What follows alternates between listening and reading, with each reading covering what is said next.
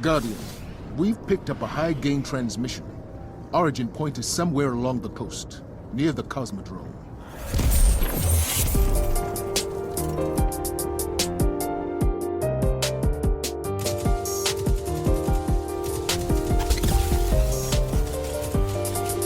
What is going on, Guardians across the solar system? It is time for Cosmodrome Radio, the podcast all about D2 and everything great about it. We are back for a brand new episode in this joint. As Tower Mom says in chat, fuck it, we ball. We are going to be hanging out with you folks, talking about everything that we've been experiencing the past, week and a half in this game, because Bungie was just like, hey, yo, you want good stuff? We gonna give you good stuff, and we gonna talk about it. And we got a great show for you tonight, folks, because everything was been hitting hard and going ham in here. So let's talk about it. Don't forget that you can follow this podcast on Apple Podcasts, Google Podcasts, Spotify, YouTube, Amazon Music, and Audible. Like when you're reading that brand new book on Audible, don't forget that you can flip over and listen to Cosmodrome Radio too. Don't forget about that. I don't know why they have it in two places. Like I don't know why they just have it on Amazon Music, but like we don't question Jeffrey. It's fine. But you can follow us on because it's complicated. I'm about to say complicated. It's fine, no big deal. But you can follow us on Twitter at Cosmodrome Radio. Definitely check out the merch store shop.cosmodromeradio.com. We are premiering a brand new design that we're going to talk about in a bit because of the new reprising raid. It's going to be awesome. It's going to premiere on Friday when the raid drops. Like literally as we're going into the raid, we're gonna drop the shirt while me and Cajun and the rest of the squad are going into the raid. Like we're gonna drop the shirt. It's gonna be insane. So like definitely get ready for that. All right, cool. My name is Panda the Paladin. You are here at twitch.tv/Panda the Paladin while we're hanging out doing this show. To my left, we have the man who has finally left the horribleness of Red Lobster and has graced over to hang out with us this evening. Alchemy King, how you doing over there as your image self? I'm doing pretty good. I am currently doing a 3v1 in trials right now, and it fucking... Oh, dear lord. Yeah, my teammate went AFK for like half the match. I did my trials torture yesterday to get my drip. My drip is on point. Like I have no reason to go back in there ever again. What the? The dedication was hard, okay, for the freaking drip. The dedication was hard. The dedication was very hard. It was very hard when it came to getting that shit done because your boy had to look good. Your boy had to look good. That's all we're going to say. Because finally, I want to say, Panda got the bear helmet. Panda got the whole bear suit. Like, if you go on my Twitter right now and look at how good the bear suit looks with the no backup plans, man, we looking sexy in this mug. We looking real sexy. I want to say, Cajun and DanJon are going to disappear for like 2 seconds while I drag Chrome over here. So give me like 2 seconds. We're going to do that. And then they're going to do this. And then we're back. All right, cool. Because I needed to like have Chrome open on one screen and OBS on the other screen. That way I can look at the vlog. All right, back. Cool. We're good. All right. Now, to my right, someone actually who is on camera that I very much enjoy. Man, you think this man about to like blow up the whole world like he's Anger from that one Pixar movie, but in reality he's just dramatic and we love him. Cajun Geek, how you doing? I'm doing good, man. I'm freaking excited for tonight. With everything that came out this week with the showcase, I can't wait to talk about all this stuff. And all I gotta say is this: last night we were participating in the true end game of Destiny 2, that fashion drip, and I gotta say, Panda's got some style, but so I don't know. I think for day one, I'm gonna flex some shit. Hey, you definitely had some good stuff going on. I'll give you that. You definitely had some good stuff going on. But like, just so everyone understands, I'm gonna like drop this on screen right now, just so everyone understands, because because I pulled it off the Twitter, because not everyone likes to mess around with Elon no more. But can we just talk about how good your boy looks? Oh, right now, like, oh, beautiful. Look at your boy. You're missing a trick with the no backup plans. You should be using Ursa Furiosas. See, like Ursa will come. Ursa has a build. It will be there for GMs. Ursa has its time. But like, we needed to look good for day one because we have a Syntho set build because of the new Banner of War. Hashtag Banner of War. We're gonna be talking about that later. But also, we have the no backup plans. That way, I can just like walk in with a shotgun and start busting up Crota's face. So like, we definitely have multiple things going on. It's gonna be great. All right, well, let me go ahead and get that off screen. Let's go ahead and talk about this. Also, yeah, like that drip is clean. Yes, we love it. All right, cool. Then we have our special guest gracing us from the lands of Warlockdom. We have DanJon. How are you? I wouldn't call myself special. I'm just a normal idiot who plays Destiny, but thank you for having me on. Well, why don't you explain what you do and how you do it and whatnot? I mean, half the chat is filled with my chat at the minute, but I'm DanJon. I'm a variety streamer who plays Destiny. You may know me for sneezing loud on some British idiot's YouTube channel. That's about it. I main Warlock. I'm a Voidlock since birth, and this game is my favorite game. I hate anybody who says it isn't. No, it's dead game, man. It's dead game. Dead game. 100,000 viewers on Tuesday. Dead game. More viewers than the last CS major. Dead game. Bro, I had 150 people in my TikTok chat during the live. I was like, this is insanity. Like just people coming to see the live. It was I loved it. I must say, like, folks, we appreciate you for being in chat. I'm thinking, like, if we have enough Zavala's alive and Save 14 was fucking dead. What do you mean? What? Huh? That video aged so goddamn badly. Oh my god. Do I want to know? Do I need to do some like some? You're familiar with My Name Is Bife's YouTube series? That sounds like a you problem, Panda, right? Yes, very much so. The 5th episode we did is a video called Angry Destiny Lore, where we found some of the, at the time, stupidest theories in the Destiny community and riffed on them badly. Stuff like Oryx's Wormers on Titan. Zavala is Saint 14, I think, is another one. The Vex were made by Clovis Bray. Okay. I can get into there that. There were some stupid theories in that video, but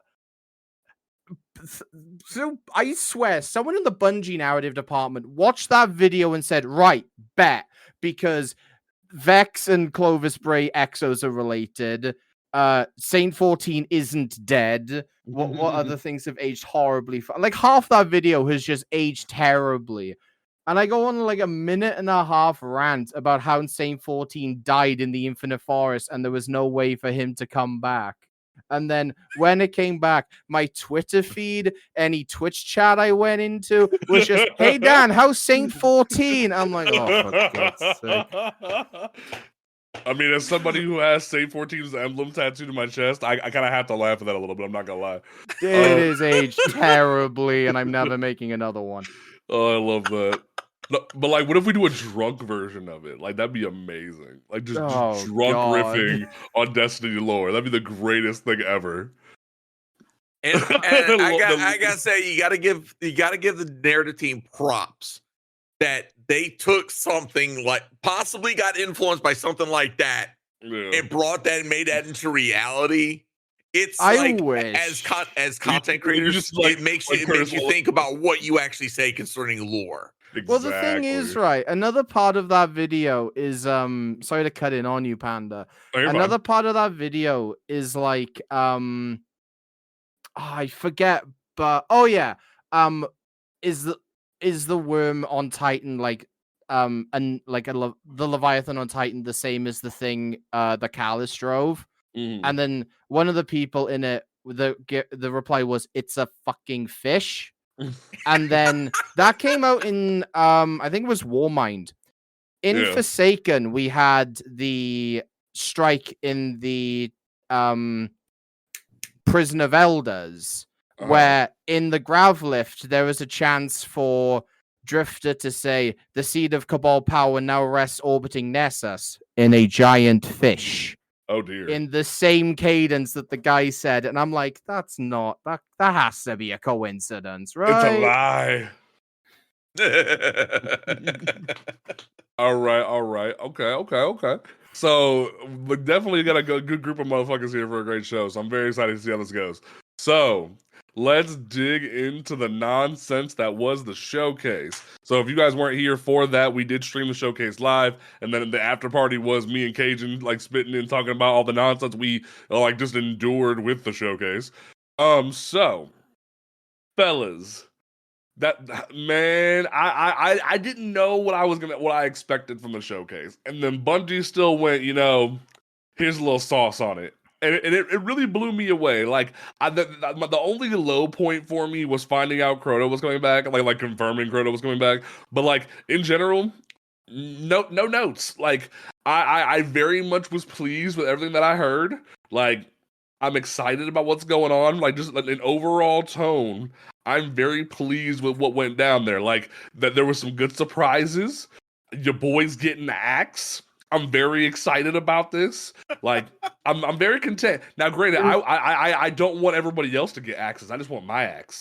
Like, I'm tired of this game where like if I throw an icicle lance, you get an icicle lance. No, I want my axe. And like, it shouldn't just be like we throw the axe. They should have made it the same way they just made this brand new solar exotic, where one version of the super is I get to carry an axe and beat people with it, but the other version of the axe is I throw it and creates the giant like gravity wave. Like that'd have been fine. Like not even making it exotic, making two different like variants of the super and been done with it. That'd have been content. But you know what? It's fine. Everyone gets an axe. No big deal. It's fine. It's totally cool. I'll ask the witness a question. It'll be fine. No big deal.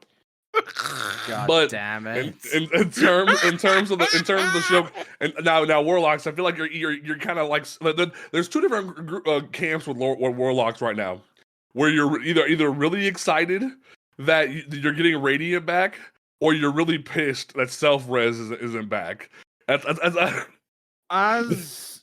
Sunsinger main in D1, mm-hmm.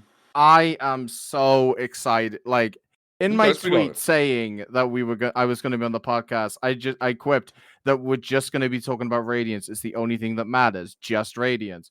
I am very excited. I was streaming with a good friend of mine, RuneSale, who you can find on Blue Sky, Twitch, and Twitter. They're a great person. Follow them.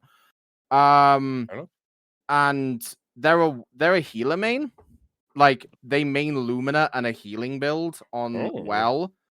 The scream they emitted when when Radiance came back, I think shattered at least 6 glasses in the kitchen downstairs. That is all the selling I needed for Radiance to come back, which is that excitement. Fair enough.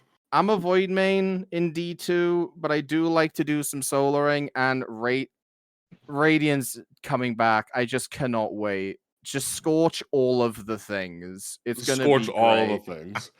I do think it's a little weird that like Bungie finally like finalized the trifecta of finally there is a solar buddy. Like we will gift you the solar buddy, and it's like, did you need a solar buddy? Warlocks are the druids of Destiny 2. we summon things and then kill them in beautiful ways. That's fair. I didn't know. I think like turning your grenade into like a little bird was kind of cool, though. I will say that. I'm waiting for the day that I can finally have a Void Soul, an Arc Soul, a Solar Soul, and a No Time to Explain. It's never going to happen. It's never going to happen. Well, with the new Warlock exotic, you can get 3 or 4. Sorry, go ahead.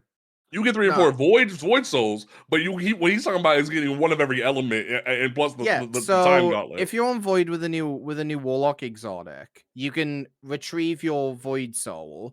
So you can cast it and bring it back. Then if you go into someone's Arc Rift, then you get an Arc Buddy. And then if you have no time, you can have 3 or 4. You can have like almost every color. You just can't complete Captain Planet, is what I'm saying. Like, yeah. The Infinity Orbs are not there to be made yet. Yes. It's very close. But I find it very funny that like you have the turret in for stasis, but you don't have like a stasis buddy that walks around with you. Like if the turret was automated, that'd be a little terrifying, like in terms of the grand scheme of things. So thankfully you don't have a buddy for every variant, but this is fine. Now, for the folks that were saying that we're kind of sad that we didn't get another subclass, it did feel a little weird that we didn't. I'm not gonna lie. Like especially with like there was the leak quote unquote, recently, it did feel a little weird not to get a new subclass. But at the same time, I'm excited for what we're getting. I'm really excited. Okay, is anyone just a bit upset that Panda just skipped over hunters just now and didn't even talk about that? What are these hunters you speak of? We don't acknowledge hunters here. Bro, okay. You cannot be serious right now. The fact that super was so freaking clean. Hey, when I heard they recycled, I think it was the sound from the Night Stalker bow they recycled for the Blade Singer animation. I was kind of like, I'm good, thanks though. Like I'm Gucci. It's fine. Like good for y'all. Y'all get to zip around and be crackheads. That's fine. But I'm here for my axe. I'm here to ask people questions. I don't need to worry about your hunters doing zippy zips. Like I'm Gucci. Okay, look, finally, my freaking hunter can be a full-on representation of my freaking ADHD freaking cracked out self. And I'm freaking down for it. All right. That was freaking absolutely fantastic. And it's just like, I'm like, okay, give me reasons to use something than freaking Gathering Storm on Arc. Yes. And it's like, okay, y'all want a new super for so long, and then you finally got it. Like y'all used to bitch so much about Arc Staff, and then they finally give you the dream super you wanted. Now you're like, I want another one. Like what? Like I don't know. I don't know. It feels like this new super is filling into the freaking whole fantasy of the hunter motif, right? And not only that, freaking, I won't lie. After seeing that, and then seeing the freaking new strand aspect, which we'll talk about later, it's like, okay, at this point, you might as well just give us ninja running and let us be full on freaking ninjas at this point. I mean, to be fair, they kind of gave Titans ninja running with the main strand super. So like, I'll say about hunters, it feels like the trailer kind of, or the reveal event kind of did them dirty, because they went kind of in depth on the Titan axe, right? And they showed how it worked, how you could share the axes and stuff. With Sunsinger, they went into another great deal, like saying, I'm gonna keep calling it Sunsinger. I'm sorry, I'm a D1 vet. They keep going. They went into the Sunsinger, like how, the Scorch melee split into twice as many projectiles, so the grenades, do more damage. How you add Scorch to your teammates. With the Hunter, it was just like, yeah, you throw your nade, you do a twirl, you throw your knife, you do a twirl, you can do that 3 times. Okay, here's the next part of the show. Yeah, the twirl reminds me a lot of Blade Dancer from D1, and that's anyone who played anyone who played Crucible in D1 knows how terrifying Arcblade was. So they just moved it over to they moved it over to the Void and never worried about it again. Yeah. Like, now you have a staff for Arc. You don't get blades no more. That's a Void thing. But the thing with the Arc Super as well is it kind of adds like, so hunters are like, we know they're good at traversing things. We know they're good at, mobility is their main stat, apparently. Even though it does nothing in the game. But you get 3, depending on the range of the launch, you get some really good mid-air like maneuverability off that. That's fair.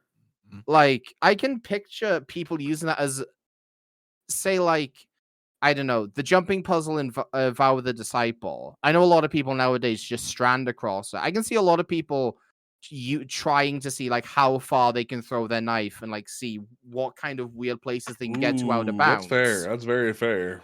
King's Fall. Yes. Screw you, Dickwall. Yes.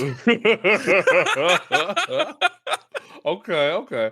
I mean, I will agree that they did kind of like skip over. I think it was kind of like, A, they recycled the sound effect from a different Hunter super, and B, that there wasn't really a whole lot they could say beyond like, you zip, you zap, and you're done. Like, there wasn't really a whole lot to really behold there. Like, they could have said, oh, you jolt things. They didn't say that. We don't know what they're going to do, but I don't know.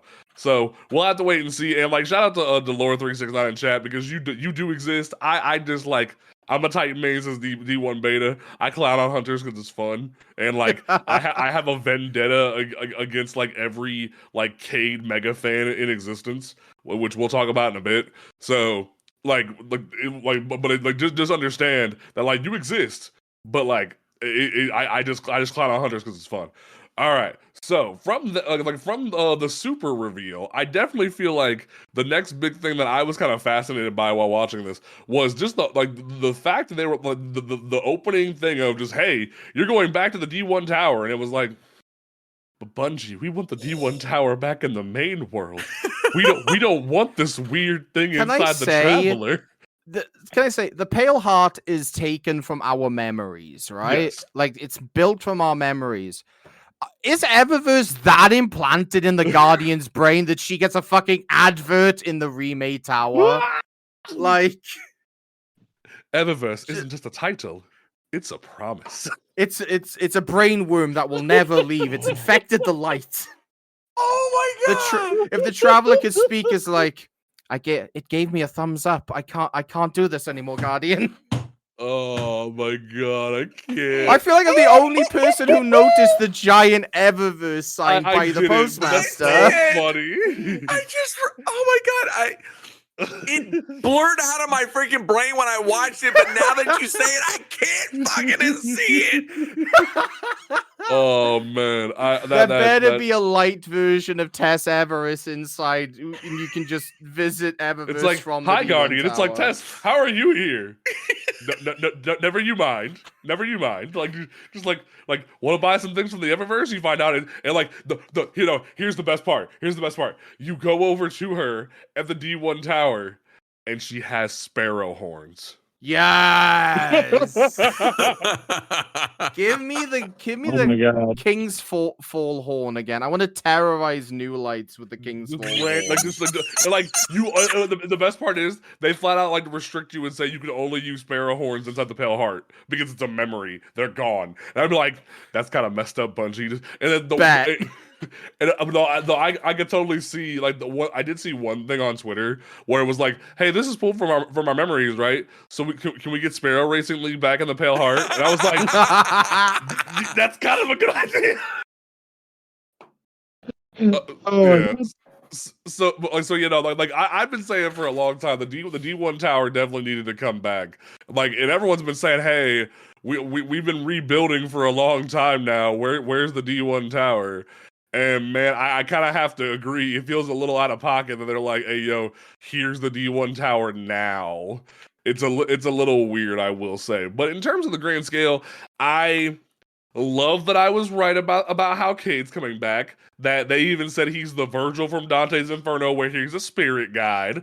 I called it. All you freaking crazy ass hunter mains that want to suck Cade off. Like I was like he's not back. He's literally just Virgil. He's gonna be here for 5 minutes. He's gonna say his goodbyes to Ikora and Zavala, and then he's gonna peace out. And like the only thing you gonna have is Ace of Spades, and I ain't gonna hear nothing else from you. Like, we done. We are done. Like, I hear you got him back for 5 minutes, and then we done.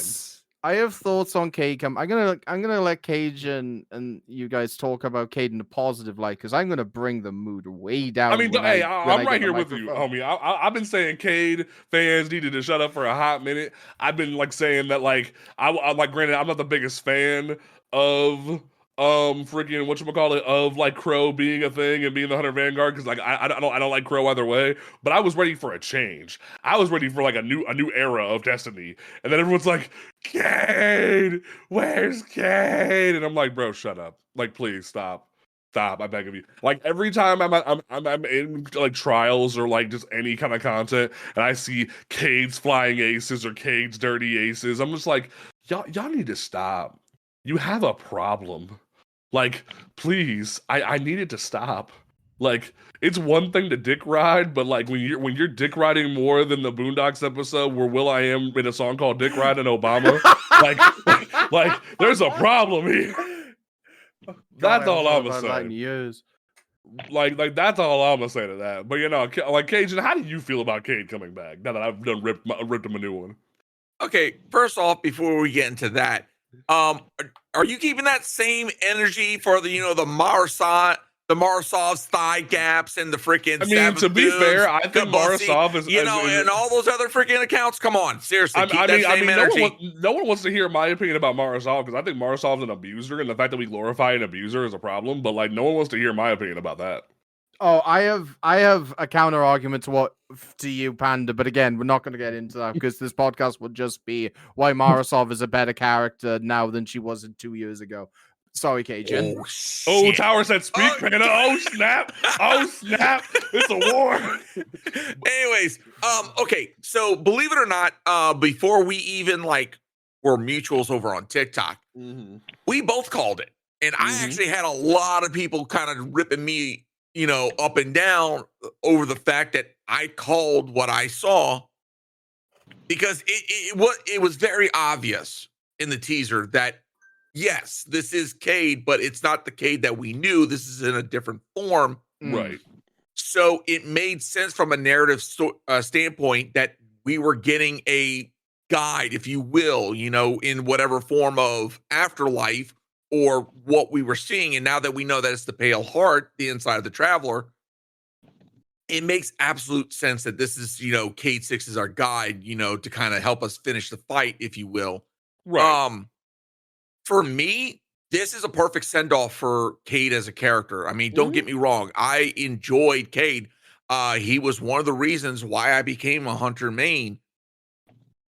But at the same time, it feels like a natural thing to do. The team was talking about the narrative in regards to Cade 6. The team knew that in order for the Light and Dark saga to finish, this was something that had to be there. Because without Cade, it just didn't feel like a perfect way to end the Light and Dark saga. So I'm glad that he's not full on returning, right? Because then it would just feel cheap, if you will. Speak on it. Yep. Alchemy, do you want to give some opinions before I let DanJon cut loose? Yeah, I'm good. All right, DanJon, how you feeling? All right. I agree with what you guys have said so far. I don't know. I know some people in chat because I know them personally have seen it. Any of you guys watched Critical Role? I'm bringing D&D to a Destiny podcast. I am doing this. Let's go. Right. What is your opinion on Molly Mark? If you've watched Pain 2. I liked when they brought him back as a villain, when he was inhabited by somebody else. Yeah. But I appreciated when they let Taliesin play something else. Death. As someone who comes from the realm of comic books, I get real tired of people saying dead is dead, then dead not actually being dead. That's my big hot take. Is dead. I remember when Valiant Comics came back into the picture back in 2012, and their big statement was dead is dead. If we kill somebody, they're not coming back, and they were very firm on that. And I appreciated that. I need stories to be finite. I need progression to occur with characters. And ever since they did that reveal, it felt like they just sort of cut like Crow's progression. And other than the Amanda, we ain't heard nothing from this man in 2 seasons. Man is grieving, and we ain't heard nothing from him. And it kind of sucks. And like I said, I'm not even the biggest Crow fan. I can give 2 licks. I think he's emo and he needs to go back to Hot Topic. But at the end of the day, I appreciate the fact that we're having new stories and having new developments. So I get where you're throwing at in terms of Molly Mock. So I'm gonna let you go ahead and cut loose. Well, so here's the thing. I don't like Molly Mark. I don't like the community's fascination with Molly Mark because I think he died in episode 36. Yeah, something like that. So we had 36 episodes to get to know him. And to me, that wasn't enough. And we had 100 so episodes getting used to Vox Machina and everything. We grew relationships with those guys. We didn't really have that time to grow into Molly Mark. So I felt nothing of his death. Yeah, Mighty 9 was a weird time period. And the community dick writing, Molly Mark in my head had one good moment, and that was I am your god, bearer of my fruits. But the community dick writing for Molly Mark got so much, and I hated it. I feel the same way as Cade. I don't feel that we had enough time and enough interactions with Cade to really get to know him as a true character. in vanilla D1, he was monotone. He was a stereotypical hunter, and he didn't have a lot of personality. No one in vanilla D1 had a lot of personality. Forsaken, they grew him out a little bit, but they made him the comedic relief, and it was a fun way of doing it. He was an unserious character in a very serious world, and it was good.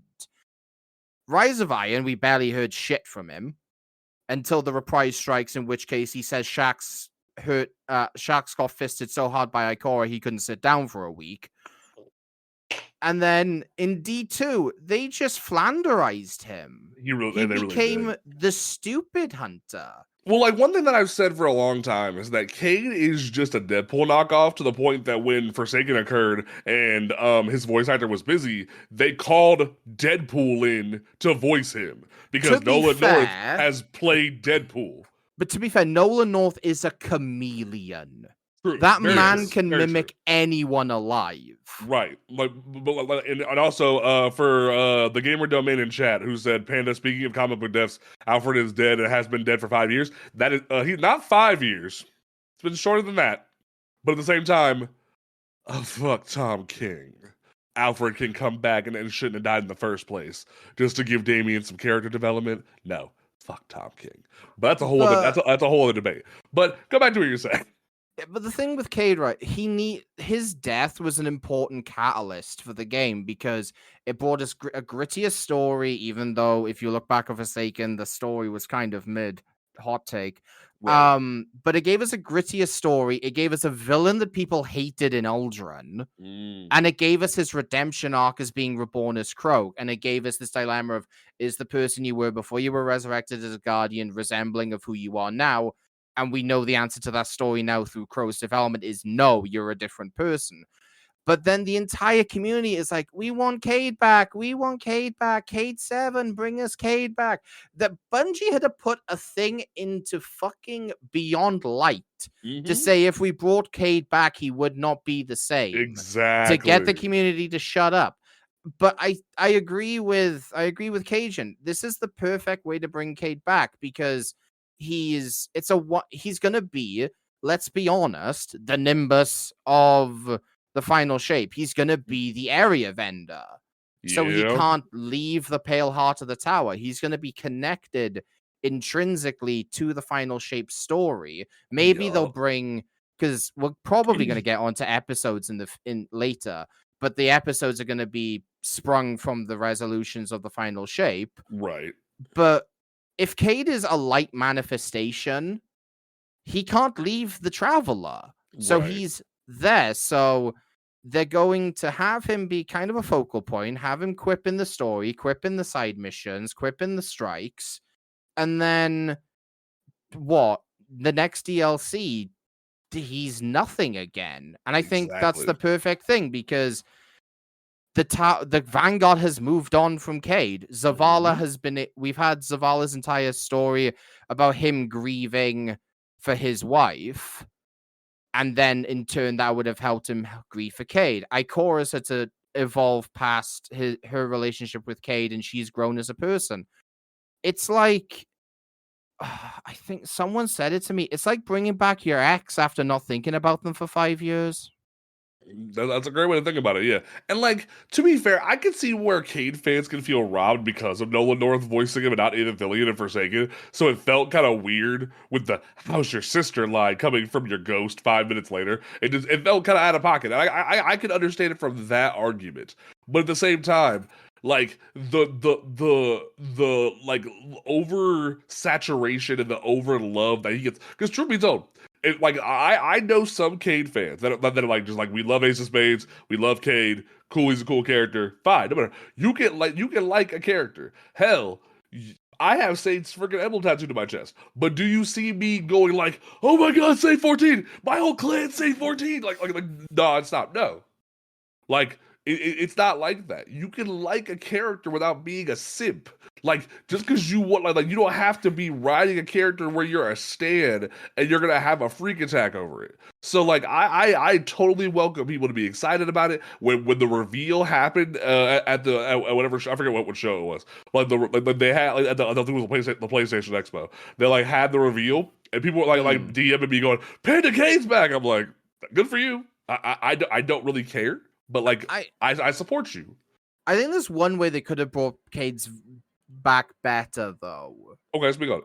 So through the last 3 years, we've been told that the darkness is manifesting our fears, Guardians' fears, to work against us. You had Sophia for Zavala, you had Eris's fire team, you had Gol for Hypel, you had Aldrin for Crow.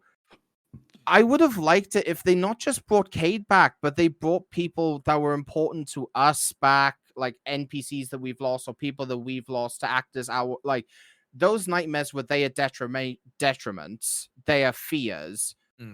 Like they said, Cade's was Ikora's in the lore book. We never saw that. Yeah, but what I would have liked for them to bring back like Cade or Amanda or like Ariana or like Eris's fire team or like Wei Ning for Titans or like the Iron Lords, or just bring back other Guardians from the past to act as our inspiration, be the counterpoint to the darkness, bringing memories back for pain, have the light bring memories back for motivation, for good. And they could still do that. They could just be using Cade because everyone remembers Cade. But I would have really liked to see, like, because if you remember back in Vanilla D2, we had those memory missions where, like, for example, in the Storm Transmission, the world's worst Welsh accent with Scotty, do not get me started. But you had these memories of Guardians past, like, telling us what it was to be those subclasses. Right. And I'd have liked, I don't think it'll happen, but I'd have liked it to happen, like, if just Cade comes back to remind us what it is to be a hunter, or, like, Amanda comes back to remind us what it is to be a person who lives in the last age. Just have these reminders of what we're fighting for and these motivations, not just Cade. I'm gonna call it right now. The stinger, like the after credit stinger for Final Shape, is gonna be the same way they did Aldrin's at the end of Forsaken. Amanda's coffin's gonna open. I put money on it right now. Well, like, to come back as a Guardian. Yeah, I'll put money on it right now. They're like, "Hey, you won. Here's Amanda." Like, I'll put money on it because it just feels really weird. But I get what you're saying though. I really do. Cajun, do you have any response before we move on? Okay, so I get what DanJon's saying, and to be honest, and I saw this comment in the freaking chat. Everybody doesn't even talk. Everybody's talking about all these other characters, but no one ever talks about the speaker. I think if Bungie wants to freaking if Bungie wants to hit the nail on the freaking head, we better hear and see from characters that we've seen before in the past, like Asher and other characters, including the speaker. If there's anyone that we should be seeing also in the final shape, it's a speaker. Bring back the speaker. They threw that man to the side when D2 started. They said, "F you, my guy."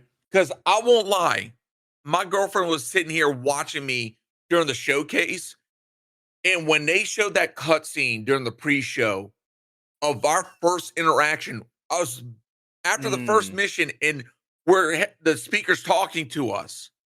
That still to me is a very emotional freaking time, because agreed. That's the first time that you really get the sense of the scale and scope of what was Destiny and what they had planned. And even now, how much that resonates now, especially with the story. Mm-hmm. We didn't know it back then, but that was literally setting the course for the entire Dark and Light saga.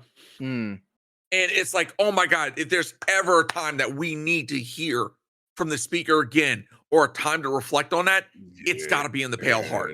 It's got to be Final Shape. Right about that. And the thing is, Bill Nighy loved playing the speaker. Yeah. Like, there's stories of him crying when he delivered his last words, and he liked the role so much that he asked Bungie for a mask of the speaker, and they gave it to him when he left the series. So it's not like it's not like it's not like Gina Torres where she's too busy, or like, when Nathan that still Fillion gets under my left. skin. That's all that new first person game recently, and I'm like, Same. You looking suspect, Gina. Same. You look a real suspect. But or Nathan Fillion left because, it coincided with Cade leaving because he was too busy with the rookie and everything. Right. Bill Nighy has a known love for this series. I'd have loved to hear, because let's be fair, the only words we've heard from the speaker since year one of D2 is bravery inspires devotion inspires bravery, bravery inspires sacrifice leads to death. Don't get me started, that phrase has been driven into the fucking dirt. Yeah. But God, the speaker is I know Mad said the thing with bringing the speaker back is they have to reintroduce him to new lights. That's fair. But see, at the same time, my counterpoint to that is, I was going to touch on this when we got to it because of them reintroducing the Forsaken mission and the Abridged Beyond Light and the Abridged Witch Queen thing. Why didn't we get a Red War mission? Why didn't we get a Curse of Osiris mission and a Warbind mission? If you would have saw the speaker die, these new lights seeing the speaker go out the way he did, we wouldn't have to worry about Bill Nighy popping back up in 6 months. We wouldn't have to worry about that. The fact that we the fact that they were hey yo, we're just gonna you know how we just took Forsaken out of the game a year ago? We're just gonna put it back in a little bit for the new lights who joined in the past year. And it's have you done the remade mission, by the way? I have not yet, because I didn't feel like listening to Nolan North argue with himself about buttons for 5 minutes. I just didn't care. They did it very interestingly, because I remember when Bungie took Forsaken out of the game, they were like, we're taking it out because, the last few seasons have been about Crow and his story. We don't want the new lights to be confused about, why did Crow kill Kraid and now he's loved? They addressed that at the end of the mission. So they play a cutscene saying, why Cade's death inspired us to, seek vengeance. And then Ikora says, however, that's not the end of Uldren's story. And it shows this cutscene of Glint resurrecting him. And it goes into the recent history of Crow and tells us how important the new identity is for Guardian. Because she says, we tried to keep his life secret, but then it got told to him, but he's not the same person. Yeah, they put Bara Juno to work. But honestly, I did it on stream the day after the showcase, and to be honest, they did a really good job. And to me, this is a good stepping point for a lot of new players coming into Destiny, because it really kind of touches on the story. Right. Well, as far as the Red War, and I was thinking about this the other night after we had our little talk about it. If there's ever a mission where we need to touch on or replay, I think everybody in this freaking channel and on this podcast is going to agree with me on this one. It's the mission in which we reconnect to the light. Agreed. Yes. It should just be one fluid thing where you do the opening, where people can do that whole battle sequence, and then you go all the way through the whole thing. They do a cutscene at the farm, and then you go straight into the reuniting with the light. It'd be really fluid. You could do it really easy. But I even said when Lightfall came out, we should have had a Red War level event when Light fell. That should have been how we started Lightfall. We had the whole flying in space and people get cut in half and whatnot. But Lightfall should have started because we had the Season of Defiance where ships were coming down and whatnot. But it wasn't tower gone, people enslaved. We're at the farm. Hawthorne's here. Granted, I've been saying for every podcast episode since Amanda died that Hawthorne should have died instead of Amanda, but no one wants to hear me on that. But it's fine. It's fine. But people wouldn't have been as impactful a death. That's fair. I don't know. I just it feels really weird the way they did it. So I just it was very because especially because the way they choreographed Amanda heading out the door. It was very much why not just use Hawthorne? We haven't heard a single thing from Hawthorne besides you really like them clans, don't you, bud? And it's we don't need her. Have get rid of Gambit and have Drifter run clans. Do that. The one thing I say with that though, I know we're getting wildly off topic. Yeah, it's fine. It's fine. Hawthorne's story was kind of done in Red War. Her entire story was to remind the Guardians who had lost their light. Look, it's not just you in the last city. You've got these hundreds of thousands of people who have also been uprooted. You don't need to just take care of the Guardians. You need to take care of them as well. Which is And fair, there was yeah. also, you had that sequence just before the final mission where you have the cutscene of the citizens of the last city and the former Guardians without their light working together, knowing that, one stray bullet could wipe them out, but they work together and they succeed in their mission. And that is the culmination of Hawthorne's story, showing the Guardians and the people of the city can work together. Right. But did she need to be a vendor? That's the thing with me. And plus, my counter with that is, your whole thing there is, Devrim's still here. We use Devrim. True. Why can't we use Hawthorne? Like recast her if need be. Like, Hawthorne's just sit in the tower with a bird. Like, if you blow up the EDZ, make Devrim be the new clan person. Like, he's just sitting there selling us crap. Like, he ain't doing nothing important. Like, it's not like with Shaw Hall where he actually has a job. Like, Devrim ain't doing nothing. So it just, I don't know, it's weird. But speaking of Planet Vendors, I have a platform. Bungie, please give us anything to do with failsafe. Anything to do with failsafe. For so long. She is my favorite character in this game, unironically. She has been sat on her own in a fucking decrepit ship since year one. Like, Captain, we have friendly Vex now. We have hints to Siva in the lore. Wrath is probably coming back next year.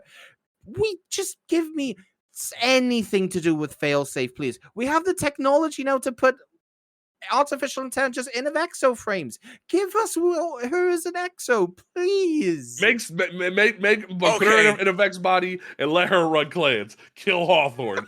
Okay, thank you. Failsafe 2024. You just said what I was thinking too. Failsafe 2024. Let's go. If there's anyone to ever replace Hawthorne in a tower, yes, give us failsafe. Yeah. I'd sit in a tower just for that. Put her in a little box. Just put her in a little box up on the ledge and be like, "Hi, Commander." Like, let's just do that. Be done with it. Like, but yeah, no, I definitely feel what you're saying there. Yeah, failsafe needs love, real bad. Failsafe needs mad love. She's done nothing for 7 years. So 6 subjugators. Okay. While I'm a little excited about this because I enjoy new like disciple-esque characters, I've been asking for a base disciple race for a long time now, and they're really dancing around it. Like, we need grunts. We need grunts that aren't just taken and scored by Bungie. Those pyramid ships need to be filled with something besides Shadow Cabal scored and taken. We need a grunt class. We need something that's just fodder for the darkness people. Like, if I roll into a pyramid ship, I shouldn't see no Shadow Cabal, I shouldn't see no Taken, I shouldn't see no Scorn. I should see Tormentors, Subjugators, and then little grunt motherfuckers, like the small little like little Rolks running around trying to beat my ass. Like that's what it should be. Just tank-sized Rolks from Borderlands 3, literally just running around, like have them do the same thrall run and just be little shadow Rolks, little things. Like, they have a little tiny glaive as well. Right, just do something. I've been asking for a new race in this game for so long, and they're like, what if we give you zombie Elixir? No! What if we give you a different color of Cabal? No! I need something new. I think I've killed Cajun with the tink-sized Rolks. Oh my god! I can see it! And the best part is, come back here, Guardian! I'm ready to kick your ass! You just feel a pinprick in your kneecaps, just like bang. Just explode with dragonfly rounds. Nelly just said in the TikTok chat, what if we shatter the witness's head and then we fight his entire race in their base form? That'd be kind of wicked. That'd be kind of wicked. I'm not gonna lie. But yeah, no, I just now I will say, Bungie, if these subjugators suspend me longer than 3 seconds, I got beef because you nerfed my suspend. We gotta have beef. I swear to God, like, because you want to nerf my suspend, their suspend not better be better than my suspend. That's all I'm saying. Like, you disrespected me, but it's fine. It's fine. No big deal. But how we feel about subjugators? Alchemy, how you feeling? I honestly think it's going to be a nice addition because it's going to have us play more into dealing with the strand debuffs. Fair enough. Fair enough. Okay. Okay. I'm about to say, I think the stasis one's gonna be cool. Bungie, can stasis get some love, please? Like, I'm tired of stasis God. just sitting in the corner and being the Jam Brady of the Destiny franchise. Can stasis Dude, get some seriously. love, please? I need Like, it. I feel like we- I'm the odd like- one out. I don't like stasis. I'm gonna What? say it. Personally, right? I have I'm that side. I have a whole story and backstory for my Guardian, and I have written fan fiction for my Guardian. I hate the idea of her using stasis. I don't like Interesting. the idea of us using darkness powers. The story I have for my obviously it's different from canon. The story in canon is what we play in the games. Right. But I would have loved to have seen the story of like the light is enough to defeat the darkness. I'd have loved that story. I mean, don't get me wrong, Strand, hella fun. I love playing Strand. You just I like just certain colors over others, is what I'm hearing. I just never. I was really excited for Shadebinder. Being a wizard with a staff? Fuck yes. But I just never gelled with stasis. I didn't like how it was presented in the story, where it became, our last resort, and it was the only thing we could do to defeat Aramis. Mhm. And then I love the story between Elsie and Anna, Right. but the quests were fucking awful. He just fixed that, though. We just fixed that. It's fine. Yeah, It's fine. But We it just didn't fix it for me. I played Beyond Light. I had to get 50 Same. stasis kills in Gambit. Same. Hey, Same. don't feel bad. I endured all that crap. Okay, I Yeah, only same. did it for my freaking hunter back in Beyond Light, and then I just recently got back just before Lightfall. Guess who Yeah. grinded out 2 freaking characters worth of freaking stasis I am crap? so sorry. Only for 2 seasons later for them to say, "Oh, guess what? We're gonna make it easier." Timing, Bungie, timing. Come on. I'm not gonna lie, I took so much advantage of the just buy it from Elsie on Tuesday. I now have stasis fair. on all 3 characters. Am I gonna use it? Am I fucked? I mean, but Dan, I have honestly, it now. it just feels like you'd rather be Spider-Man than Iceman in my chat, though. I'm not gonna lie. Like, that's all I'm hearing right now is I like Spider-Man comics over X-Men comics. Is what I'm hearing right now. I like- mean, if I liked comics, that would be true, but Fair enough. Okay, so the showcase definitely leaves some interesting things in terms of like one thing that I wanted to touch on is I'm very interested in the fact that this is the first time Bungie is saying the world is going to be linear from the jump, and then once you defeat the witness, they're gonna expand it. I really am intrigued by that. But Bungie, I will say one thing: if you do this, you better add fast travel points Yes. post-campaign. I'm getting real Yes. tired of you not adding fast travel points and then having to patch them in later beyond light. Like I need you to actually care about my feet, Bungie. My sparrow can only go so fast, Bungie. I'm just saying. So it is definitely a good. Okay, first off, let me say it's definitely a different approach for Bungie to do this.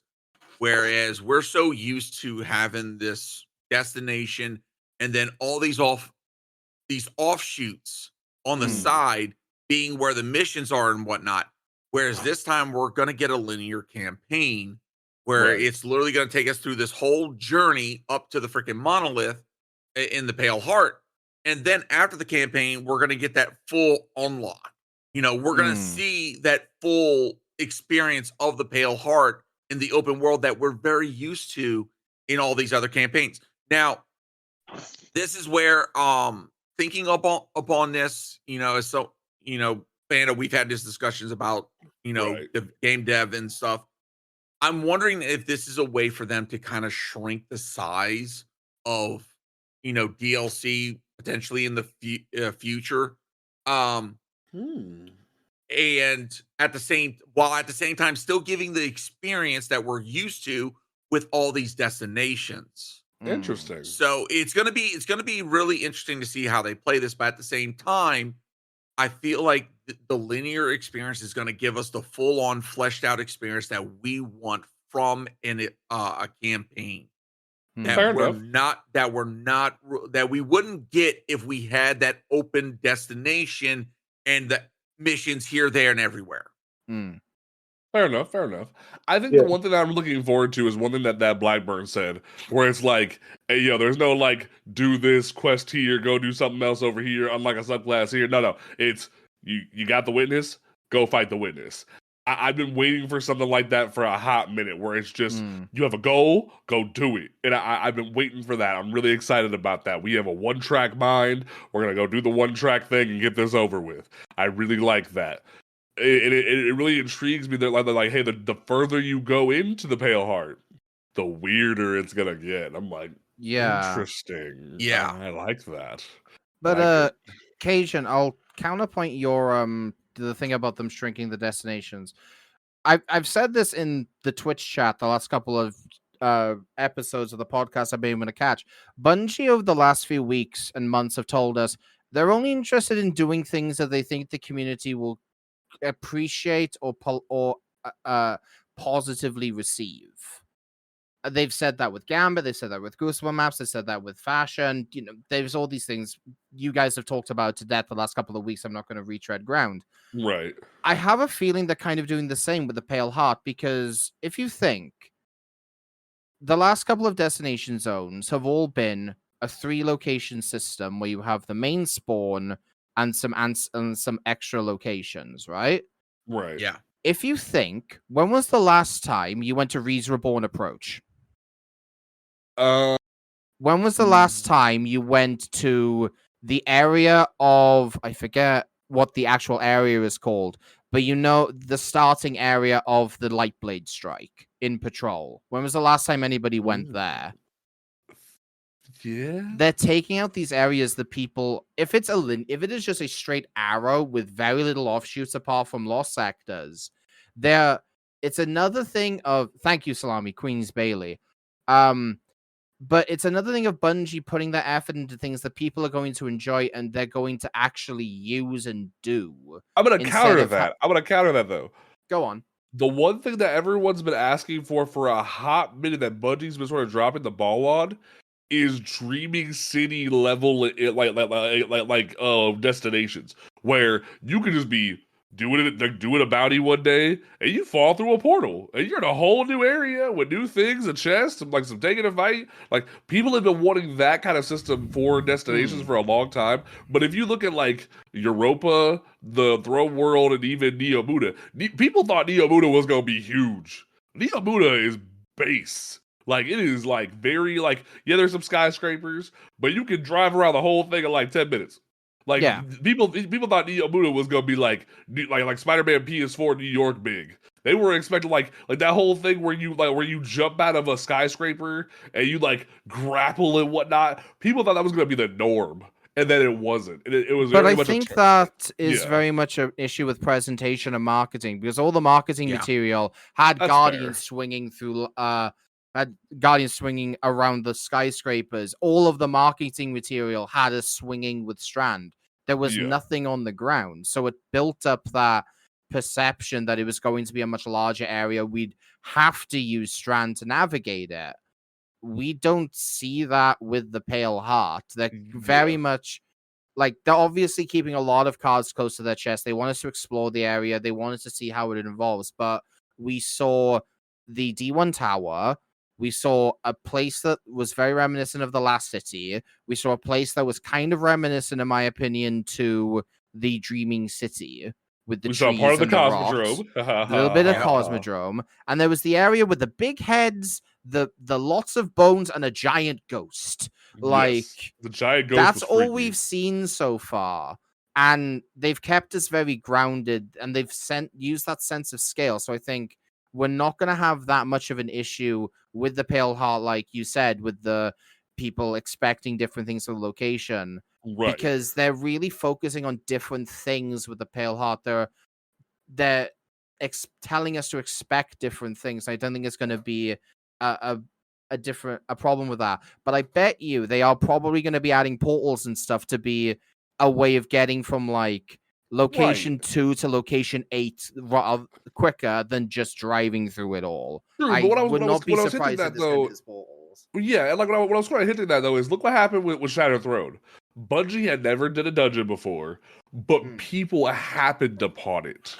It was by accident. That's what I mean about the Dreaming City, where like that world is so immersive and huge. Where like, yeah, it has one fast travel point, but the difference of scale in terms, like they very much went Dark Souls with the Dreaming City in terms instead of like with Neomuna and Witch Queen and Beyond Light, they went sort of like Dark Souls 3-ish, where it's very linear. You have specific zones you go to, versus with the Dreaming City, you go here, that way, this way. Like to this day, there's still like websites that track the Ascended challenges and tell you where the Ascended challenges are because of how diverse and how huge that world is. Versus with the Throne World, you ain't going to the Queen's Bailey no more. You ain't got no reason to. Like you went there for the glaive missions, and you went there for the for the word mission, but you ain't going back there. Like you have no, like to this day, there is no reason to go talk to Finch unless you really need yourself the weapons. There is no reason to go talk to Finch ever again. Like same thing with Europa. I even was talking to Zay Osiris on Twitter this past week about it, where he was talking about that Coriolis Force, the fusion rifle from Beyond Light needs a buff. I was saying, F that, buff all those weapons, rework all of those weapons from Beyond Light, because the weapons from Beyond Light excuse me, were the biggest pain point for a lot of people, because they went, hey, yo, we're going to take all your weapons. We're sunsetting all your stuff. And then we're going to give you like dollar store weapons and Beyond Light. I can't even name any of them from Beyond Light. I'm going to be completely honest here. Because like that's a problem. It's like those weapons are hardly used. For the longest time, the only solar auto rifle in the game was the one from Beyond Light, and it still has horrible perks. Like unless you went and got Summoner, you had no solar auto rifle until Ambit came out. And that was a problem. Like the fact that those weapons are so bad, they need to be reissued and give you a reason to go do that. The only reason anyone even looked sideways at the Beyond Light weapons recently was because True Vanguard made a video about the sidearm. Otherwise, there's been no reason to even go near those weapons for the past 2 years. So like Beyond Light as a whole, it sort of falls in the same vein as Dreaming City, where there's a couple pockets here and there. But look at the dynamic weather system. We ain't seen not a hair of that dynamic weather system since Beyond Light came out. And it's like, are we gonna get dynamic weather in the Pale Heart? Maybe. I don't know. Like, I'd like to just going off of the location thing. I'd like to throw a spanner and a hot take. Okay. After the full final shape, I don't want another location for the next 2 DLCs. Ooh. I want them to use what they have or expand on where we are. Because if you look at the Taken King, I'm going to use the Taken King because I'm running a couple of friends of mine through it recently. Okay. If you look at the Taken King, yes, they gave us the Dreadnought. Right. Dreadnought, huge location. Everyone loves the Dreadnought. But if you look at the missions, right, you have the one-off mission on Phobos. You then go back to Earth and they expand on the Cosmodrome. You then go to the I forgot the name of it. I just said it. The Dreadnought twice. You visit the Dreadnought for the first time to set up the patrol space. Then you find out you're not ascended. You can't go through the portal. After that, you go back to Earth to grab Rasputin, go to an area of Rasputin we had never gone before to get the cloaking device. Right. Then we go into Crota's End, a place that we hadn't been to as a mission before. And then we go back to the Dreadnought. Rise of Iron, yes, they gave, like, all the other DLCs since, they have given us a new location with each place. But the thing is, the more locations that are in the game now, the less important they are. And I feel like you just have a really big boner for Nessus, and you want Nessus to be a No, thing. it's not Nessus that I have the thing with. It's the EDZ. Oh, okay. Because okay. If you remember, in Curse of Osiris, there's that area in the EDZ where we find Sagira. Yeah. Where you find her shell. you can't access that area anymore. You can't. You're right. And there's not just that area. There's another Black area Armory near stuff? there. There's the Yeah. Black Armory areas. There's a pass-through area in that direction towards Sagira where we can't visit anymore again. But there was like a beach and there was an overpass there, and it was a really beautiful location. Hell, there's that area in the tank mission from Red War that we randomly went into during Season of Defiance when Amanda died. Yep. And I was like, Yeah. damn, I ain't been here in a minute.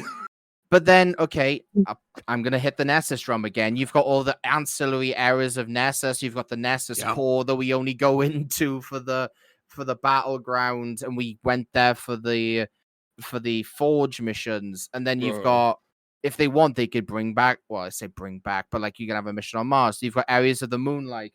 We haven't Can gone we go back the to Mars, please? Like, I hate that the only way we go back to Mars now is a mission.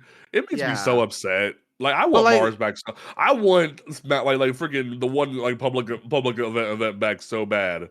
Like Escalation Protocol. Yes, I want that so bad, man. God. Like that'd have been the great. Like if they go, hey, here's Mars back, because that like Mars is the one destination. Like cool. We don't have Titan. We don't have like Venus. That's fine. But the fact that the throne world the Enclave is on Mars, but we can't go to Mars is so agonizingly frustrating. Like, I just want to go play Escalation Protocol, and then you want to like tease us with it during the mission where it's like the Hive are sending an ogre.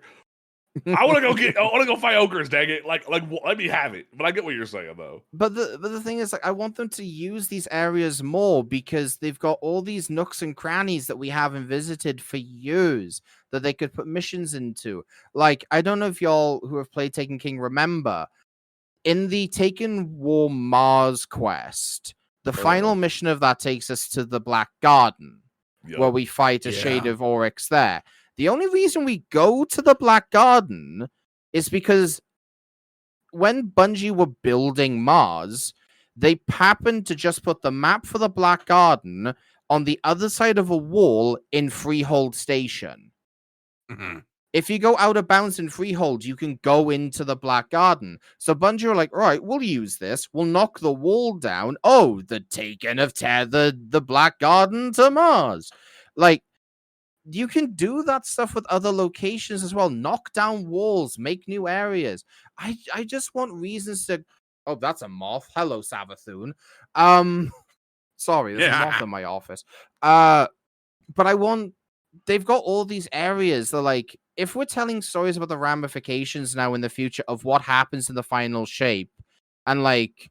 Again, we're probably going to be talking about like episodes of what we think of the future. One of them, I think, is about Dark Guardians. If you look at the first one, which I can't remember what's called, I think it's Echoes.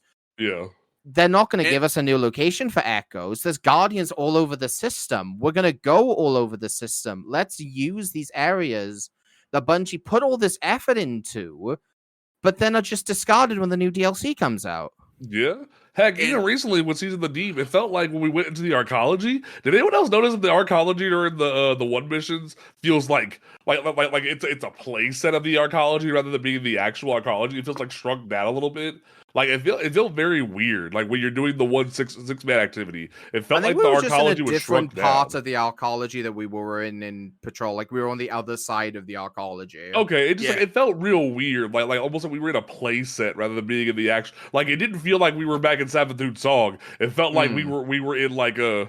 Like a different version of everything. Almost like it was shrunk down. Yeah. That's the problem I have with the Cosmodrome now. Where if you compare the Cosmodrome from D1 to D2, the Cosmodrome in D1 feels so much more expansive, so much more detailed. You go there in D2. It doesn't feel like that sometimes. It feels very weird, like how some things translated over from to the new engine feel very like shrunk down and not as detailed.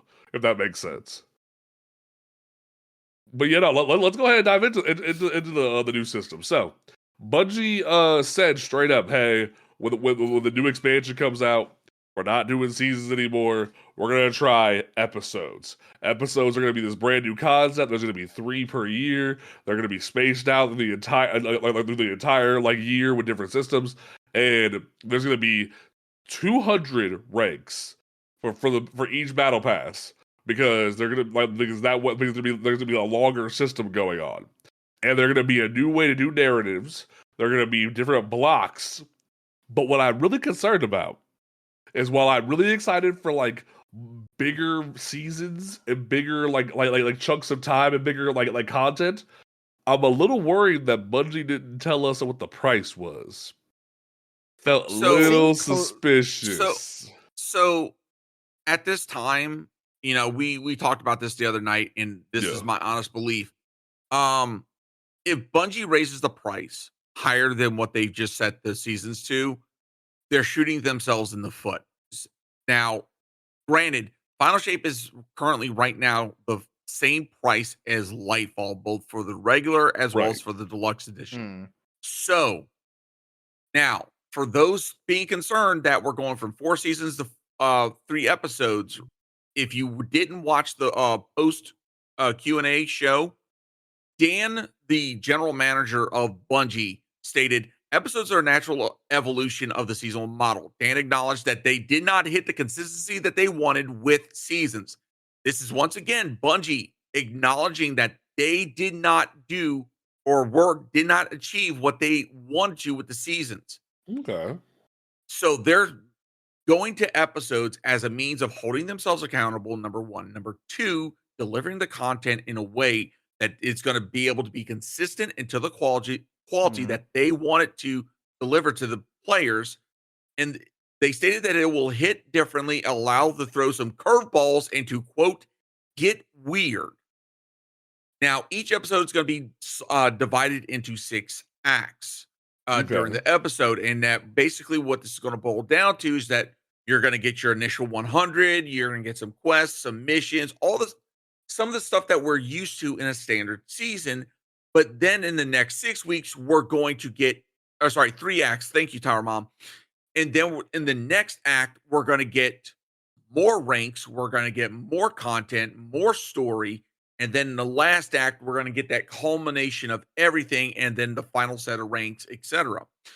So, and that each of these acts is going to be 6 weeks. So this is going to come out to 18 weeks for an episode versus the 12 weeks that's currently in the seasonal model. So based upon everything that I'm seeing so far and what I've been, like I said, this is my assumption. I don't suspect that Bungie's going to raise the price. Each one's going to be $20. I'm going to tell you that right now. I think each one's going to be $20. Because, dude, okay, I'm going to tell you right now, if it's $20 at that point, I will then at that point concede to every individual that comes into my fucking comments and into my damn streams and says that Bungie charges too much for content. At that point, yes. If it is $20 an act, at that point, yes, you are correct. And at that point, not per act, per episode. Each episode, if it's not 15, I'm going to say 15 as the minimum. Because I can see them going, hey, we already give you the $15 bundle. Each episode's going to be $15 because they're how much is a standalone season now? 12 USD. It originally was 10 USD before last season, but it's now 12 USD. Yeah, okay. So what I'm saying is like, hey, if their justification is this is like these episodes are going to be larger than seasons, cool, $15 or $20. I can see because they're going to say A, inflation, and B, it's bigger than a season. I have a really bad feeling they're going to be like $15, $20 because that's their justification of it's larger content. We're giving you more ranks. We're giving you more of this and that, yada yada. And then I'm gonna be like, I'm glad I bought that annual pass because I ain't paying that. So real quick, I see the Regulos comment, and I want to kind of deep dive on that real quick because they cost 15 because you can't buy 12. So yep, and in case I know what you're gonna say. You have this great pitch, this great marketing pitch that like you're a Bungie salesman. You're walking the vacuum cleaner. I don't sales pitch this. I explain this that it is. If you don't do the annual pass with the freaking Lightfall and you buy out the seasons, right? If you buy that bundle, let's say 3 seasons, and you don't touch that silver, yes, the fourth season, you essentially pays for itself. Yep. Now, as you pointed out, and I agree wholeheartedly, that is also a freaking nice little teaser. It's bait, right? That extra free silver. Okay, but it's 500 silver. What can you really get for 500 silver on the Eververse store? Not a whole lot. Ghost projections. You get a finisher. You get a ghost projection. Some of the ships are $500. Not the good ones, though. Not the good ones, that but people want to buy. Yeah, exactly. Pretty much you're having to hope and pray that the one that you want goes on sale. Right. So like, there's some things that are worth $500. Like it very much is bait. But also take a look at the price point of the annual pass. Okay, it's $100. Or sorry, the annual pass with the game. It's $100. Okay, so if you take 4 seasons, that's freaking quick right. That's $48. Okay, so that leaves $2. So that means that they're selling the quote unquote dungeon pass. Don't even get me started on that. Freaking, which by the way, you get both. You get both of the freaking dungeon passes in there. Plus the seasons. So it literally is the freaking most cost-effective way to go about it. Yeah. Now, if they were to change that whole model in final shape and go to $15, at that point, it would be a significant. It would be like slightly less, but at the same time, it would be majorly impactful to the community as a whole. Right. I don't see Bungie doing it. And to be honest, if it goes higher than 12, yeah, absolutely. Freaking vote with your wallet. I will concur at that point. I would understand them raising the price to $15 because the community has said there is no direct way to buy the seasons with silver. You have to get the bundles. Right. The bundles are still a decent deal. Shoot me.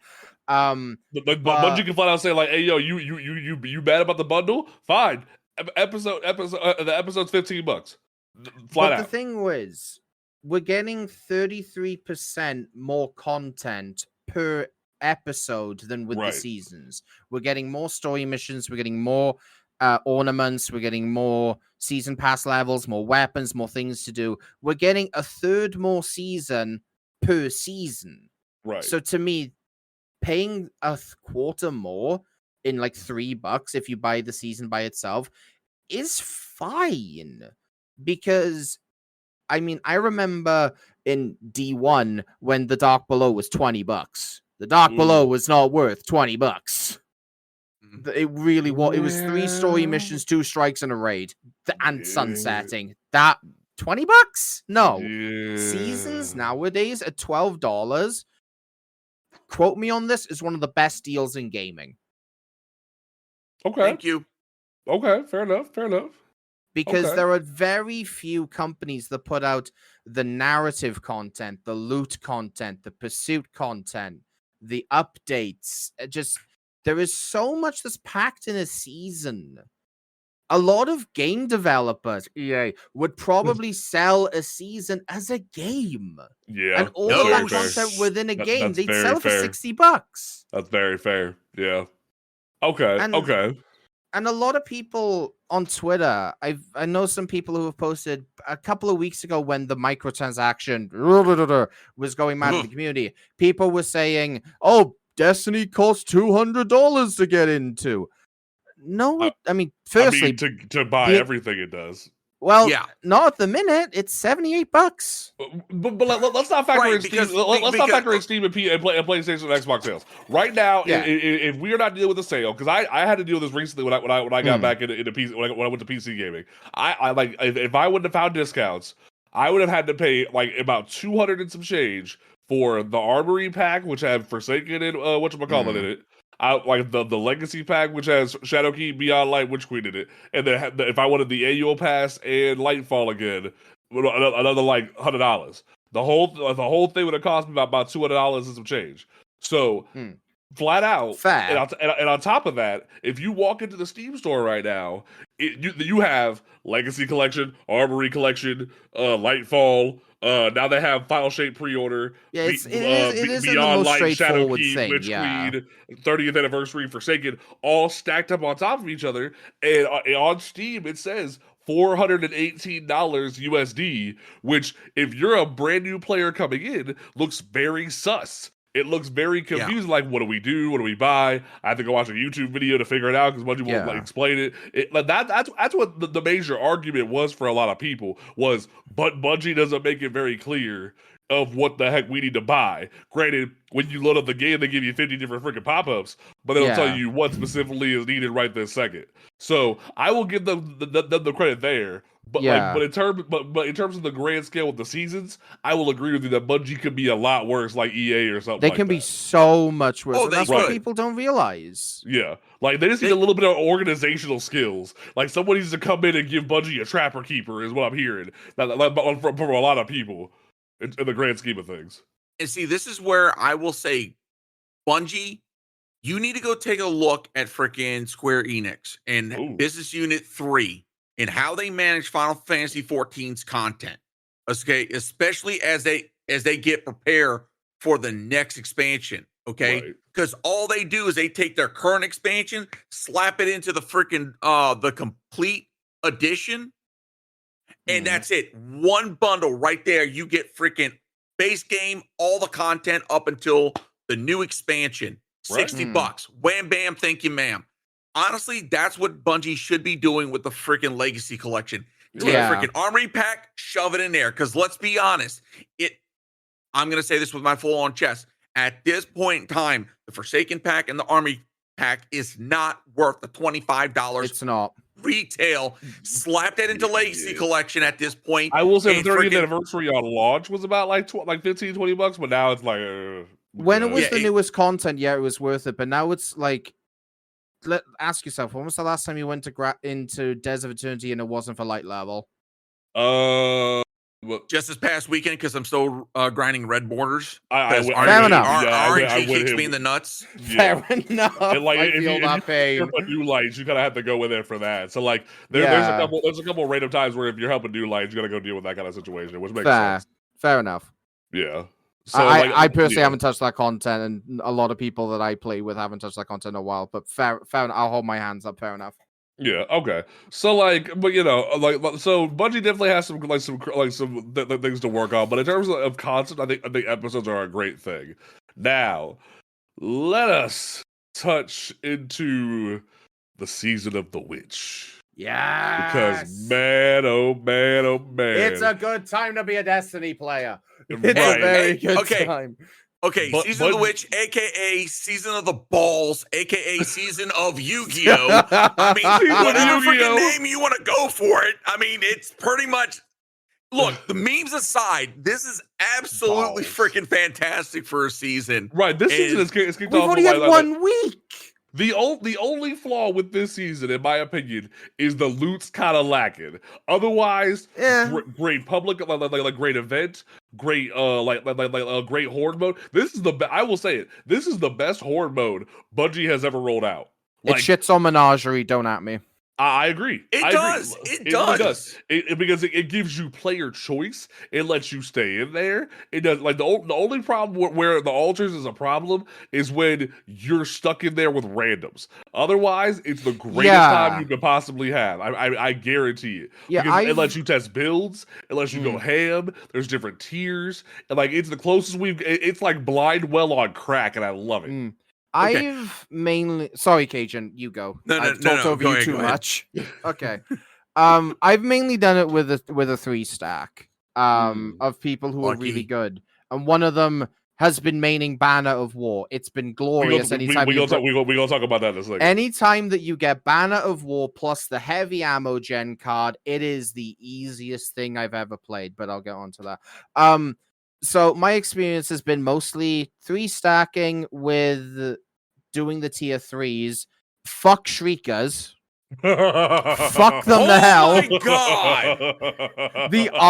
The Arc Crystals has, I think I counted, if you kill them and let them respawn, there's 12 Shriekers in that entire fight. It is me with my rocket launcher behind cover, not giving a shit.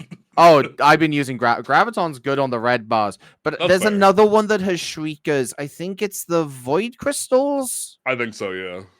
That has orange bar Shriekers. Yeah, if you fuck regular Shriekers, Orange bar shriekers can get dug in a pit so far to hell, Elon Musk is praying to them in the morning. Oh, Like, damn. fuck orange bar Damn. shriekers.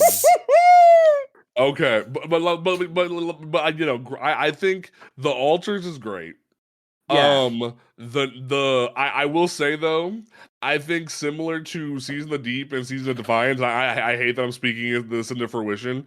The engram drop rate is kind of insanity, especially when like the loot is lacking. Because the past 2 seasons, the activities are great, but the loot is lacking. That's the biggest problem that Bungie has right now is that they're killing it with activities. Yeah. But the loot is lacking. Like, if you want my hot take when it comes to this season should have had like Season of the Haunted level reprisal of weapons kind of come in. Like, granted, we're getting new weapons in next week because of Crota, but in terms of the grand scheme, like that whole focusing page should have been like doubled or tripled with just like new concepts, new weapons, new things. Like, we just got a brand new hand cannon subfamily. Where's the Hive dual shot hand cannon? Like, there should have been so many different ideas in this thing, and it's like, where are the new ideas? Where are the cool things going on here? The one thing I'll say to you on that loot point, Panda, is that when Bungie did with every drop just increase the floor for the quality of weapons and the quality of the perks, that ended up with us getting sunsetting.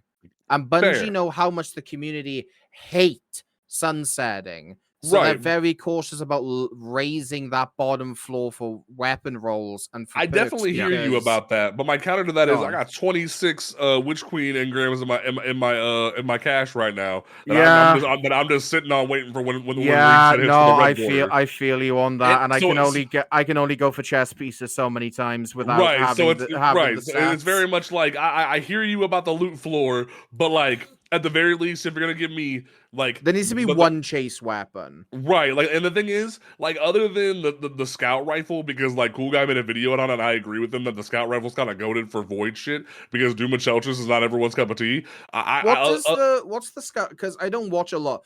Shock horror. I don't watch a lot of Destiny content creators. I think I've watched you guys more than I've watched anybody else in the past couple of weeks. Wow, I feel great.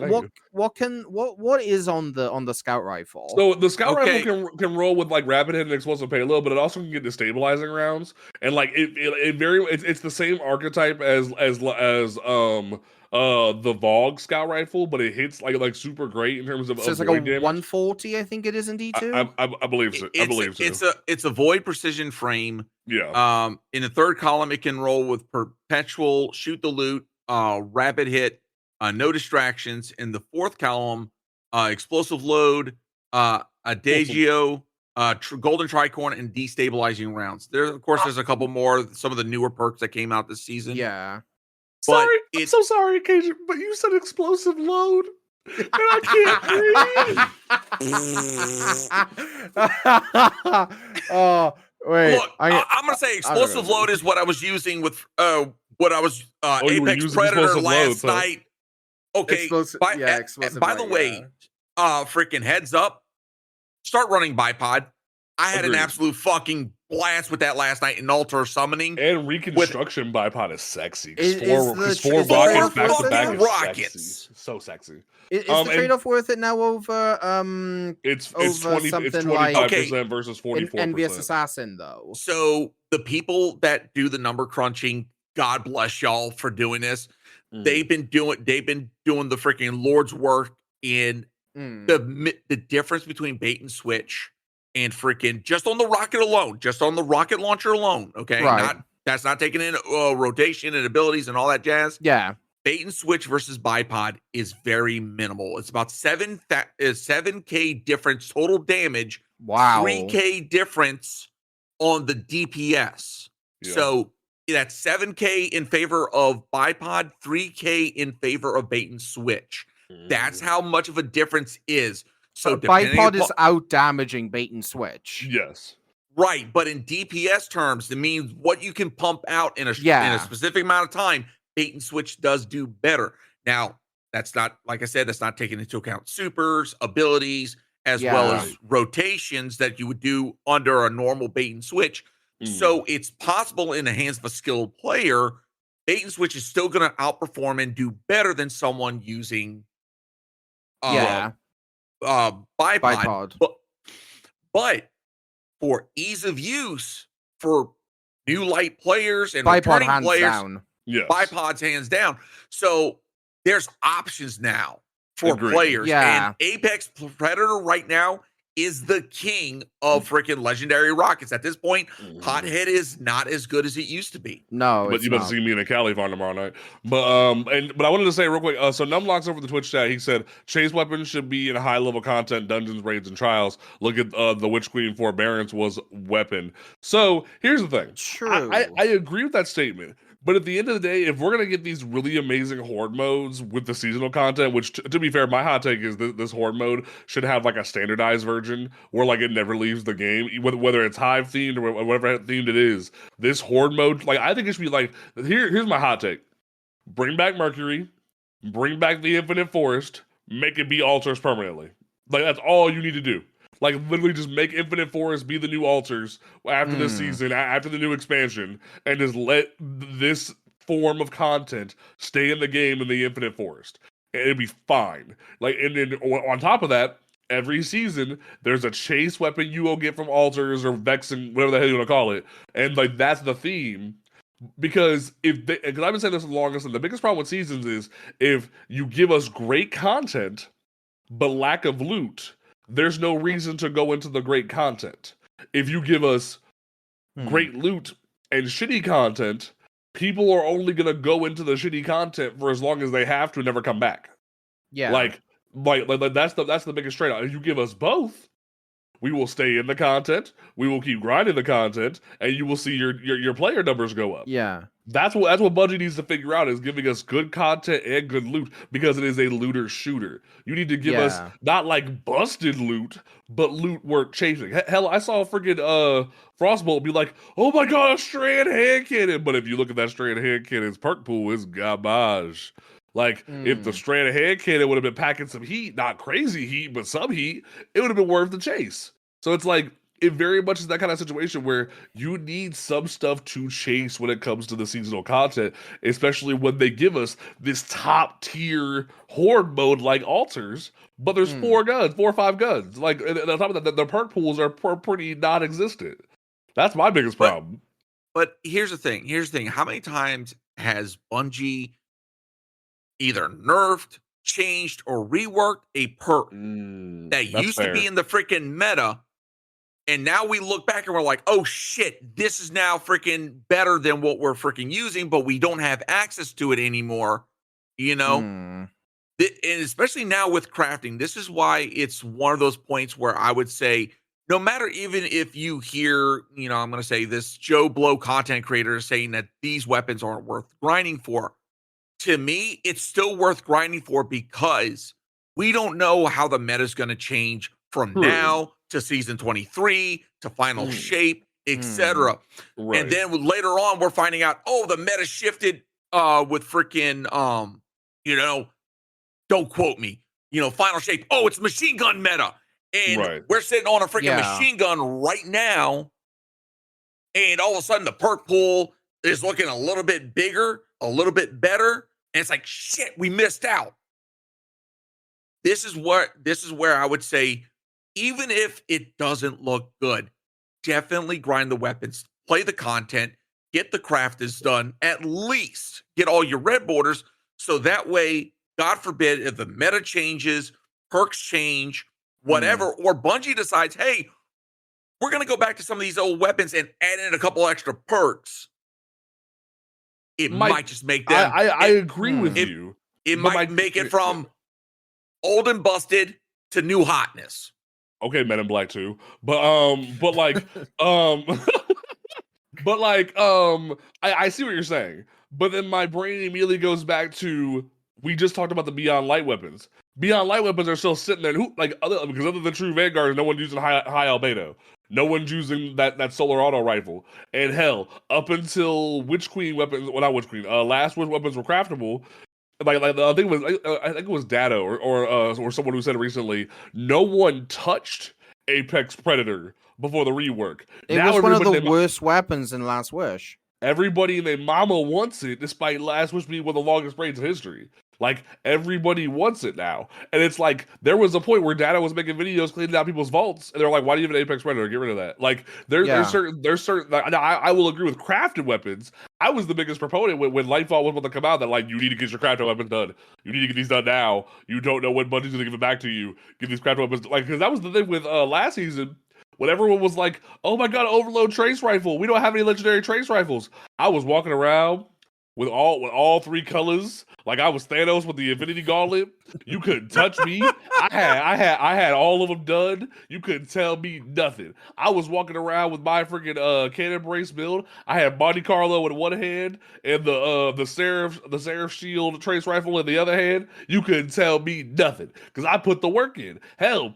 You just saw me the past couple days off stream where the one weapon that I didn't grind for last season was the sword, but everyone's like, "Hey, the strand sword's really good with Banner of War," which we're gonna talk about in a second. But like, go get the strand sword. Cool. Finally got that. That was the one thing I didn't get the crafted done for, and I regretted it. So I had to go get it done when deep dives are hard as hell to grind now. So it was like one of those things I had to go do. So I will agree with you about crafted weapons. But there's certain situations where, like, because I've been saying for the longest time, I'm waiting like a mug for when Garden of Salvation becomes craftable. Because you ain't gonna see me for a couple of weeks. I'm gonna have my Prophet of Doom crafted. I'm gonna have my Akira Redemption crafted. I'm gonna have my auto rifle on 9s. You about to see me never taking Reckless Oracle off. Like that, I've been waiting for Reckless Oracle to be meta for a hot minute. So it's like because I'm a Garden of Salvation like whore. I love my garden. Like I will take anybody through a div run. I already have 3 div runs planned for next week. Like when garden comes back, like I'm very much like I love me some garden.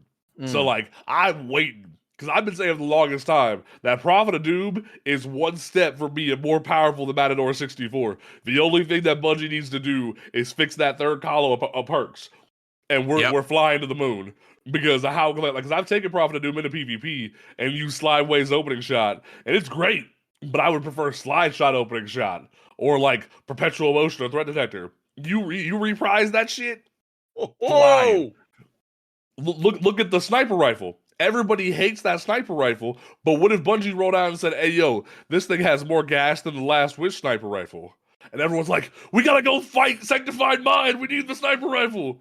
People would go ballistic. I just hope when they do that, they fix that final boss, because that's some of the buggiest shit in the game right now. You not wrong, homie. You not wrong. You take a sunspot near that motherfucker, it's all bad. Like the amount of times that I'm a void lock main, as I've said. I have a build which I can solo. I can make so many motes on one side. The other person just needs to blink at one goblin, and they've got 10 when they go back. The amount of times that I have been accidentally pulled prematurely, or I've gotten someone else pulled prematurely for me saying pull me early is too damn high. You're right. Like they shoot my side and then they get pulled at the same time. Like, we didn't ask for a pull, we only got 7. Like, I'm sorry, I'm so quick. Right, like just volatility alone. If you chuck, I remember I chucked a freaking frisbee and a couple of the goblins did the Sanctified Mind one time, and just the volatility alone triggered his kneecap, and I was like, "Oh, all right, that doesn't make any sense." But all right, hi, Solar Hunter here, freaking throwing out my damn knives and scorching the freaking boss. Ooh. I can't tell you how many times I got freaking yelled at. It's like, hey, I can't help it that my freaking knife decided to go freaking 6 ways to Sunday.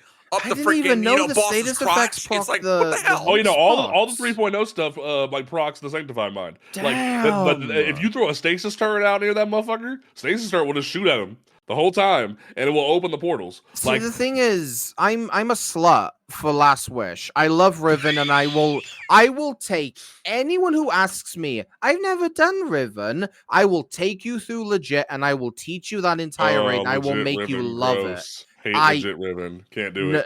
I'm sorry. I'm leaving this podcast. Goodbye. No. Like, I will do the rest of the raid legit. I will do the rest of the raid legit. But man, I ain't got time. Panda, I have got to take you through a legit Riven because I love it. It is my favorite fight. You think you're a slut for Last Wish? You should come meet my friend Ninja. She will show you the truth and the way, because she likes to trio Last Wish. That's how much she loves that raid. I couldn't do Lomance anyway.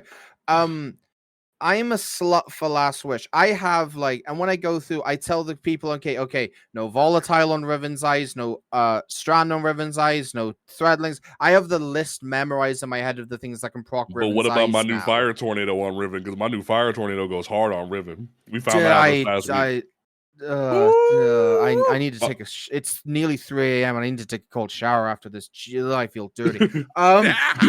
Okay, so but no, we definitely agree about that though, because I want to get to the aspects and the new exotics real quick before we go. Yeah. Okay, so Bungie, y'all thought y'all were real slick making it helmet day, or like it was helmet day on the release of 3 new ARM exotics. No sir, your boy had every Titan exotic unlocked. I walked on the Neomuna and saw me a Vex incursion and said, "Hey, yo, let's go!"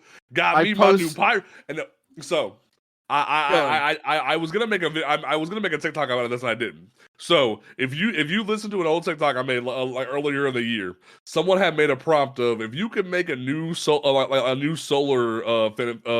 super for Titan, what would you do? I had the greatest idea. Just make one fire tornado that gives Titans a new burst DPS super beside Thunder Crash, and you just take the animation from the planet's boss, from Rooted Nightmares, and you make it be the Burning Maul super. And what does Bungie do? They go, "Hey, yo, big man, we can't make it a new super, but we'll give it to you in an exotic." And I'm like, I've not played. I can compromise with that. I just got the gauntlets like half hour before we went live. There was a Vex Strike Force, and I got them. I haven't used them yet. I've seen the video of someone taking the first. Granted, it's Grasp of Avarice. The bosses have less health than a fly. The video of someone dropping that first boss's health to half with one hammer, and I'm like, what the fuck? So sexy. The thing does 3 times damage than a Curus. Three of those Titans. Actually, no, it was 4. It was 4 of those Titans baked Riven with that tornado. And I was like, holy shit. Like, I've been asking for this for so long. And granted, people have been doing some different techs, like adding some those and different things like to make it more busted. But it's like, you shouldn't need that. It should just be busted on its own. But I'm so thankful that finally there's a reason to run Solar Titan and high-end PvE content, because man, I was getting really annoyed. I was making video after video going like, I need this. I need some more gas in my Solar Titan. I'm tired of not having a good DPS super. We need this. And Bungie, I want my check. I want it right the motherfucker now. I had thought of this months ago. I want my check. I need it. But solar Titans are rejoicing. Warlocks have too many void souls, and we have a problem. There is a shortage. There is an excess. I'm not a warlock main, but holy crap, no, we do not have enough void boys freaking running with us to freaking destroy the freaking world. Okay, you have too many void boys. I've been having an absolute blast with Briar Binds.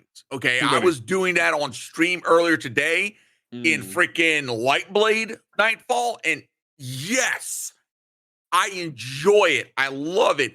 And don't even get me started on freaking Pyrogale. Okay, I took that in freaking Altar Summoning. That's an absolute freaking blast as well. Right. I have not gotten a chance to freaking tweak and mess around with the freaking the Hunter exotic yet. That was what I was going to say. So I played around with it for a little bit, and the Hunters are going to have some fun, I think. I think it's really cool that Hunters can just be like, hey, yo, here's a moth, and have fun with it. And the way you can literally just heal your teammates or get revenge on people is so much fun. I love it so much. But it also interacts with the new exotic that we got in the season doesn't it have a unique thing with Exterius? Yeah, yes. I believe so, yeah. So you can get double the freaking moths, and I'm like, yes! Moths for days. I love exotics that interact with weapons in unique ways like that. I think that it's such a nice thing, and we need more of them. I'm sorry. They're fun. I agree with you. So nice. So then let's move on to the Strand crisis of 2023 for us for a second. God. So Hunters got Beyblades, and Hunters got some their Beyblades are fun. That's fine. Like hunters were kind of cooking last season with the shadow clone jutsu, so hunters didn't need that much gas, which is fine. Warlocks, y'all already been turned off. Warlocks are fucking raid bosses. But It's like literally, stupid. y'all were rolling into trials in seven winning like 5-0 nonstop. Like literally, you were taking 90%. Like nothing could kill you. Like it was insanity. And Tower Mom's crying in chat, but it's like, hey, I understand that Bungie's like, hey, yo, this is a problem. The only way to stop them was either stasis or to hit them back with strand. That was it. Hell, there was a build that Astrocross tried on stream where someone said, "Hey yo, use no time to explain and make a time warp buddy and then do it." And dog was walking around with a freaking turret, just walking around killing people. And don't even need to fucking play Crucible anymore. You just have the game play it for you. Exactly, like just fully automated. And like I understand, like I get where Bungie's head's at. Make cool stuff. But then it's like, maybe we made it a little too much fun. Yeah. You freaking broke it. It broke the game. I'll admit, I haven't had chance to play with Weave Walk yet because the fucking loadouts are down and I can't remember my strand build. Love nor money. But the minute that they're turned on, you best fucking know that because at the minute I've got some kind of half cross between Threadling and Suspend build, which is doing okay. Right. But I want to fuck with Weave Walk. I want to play with the Hot Nurse. Damn. I won't lie.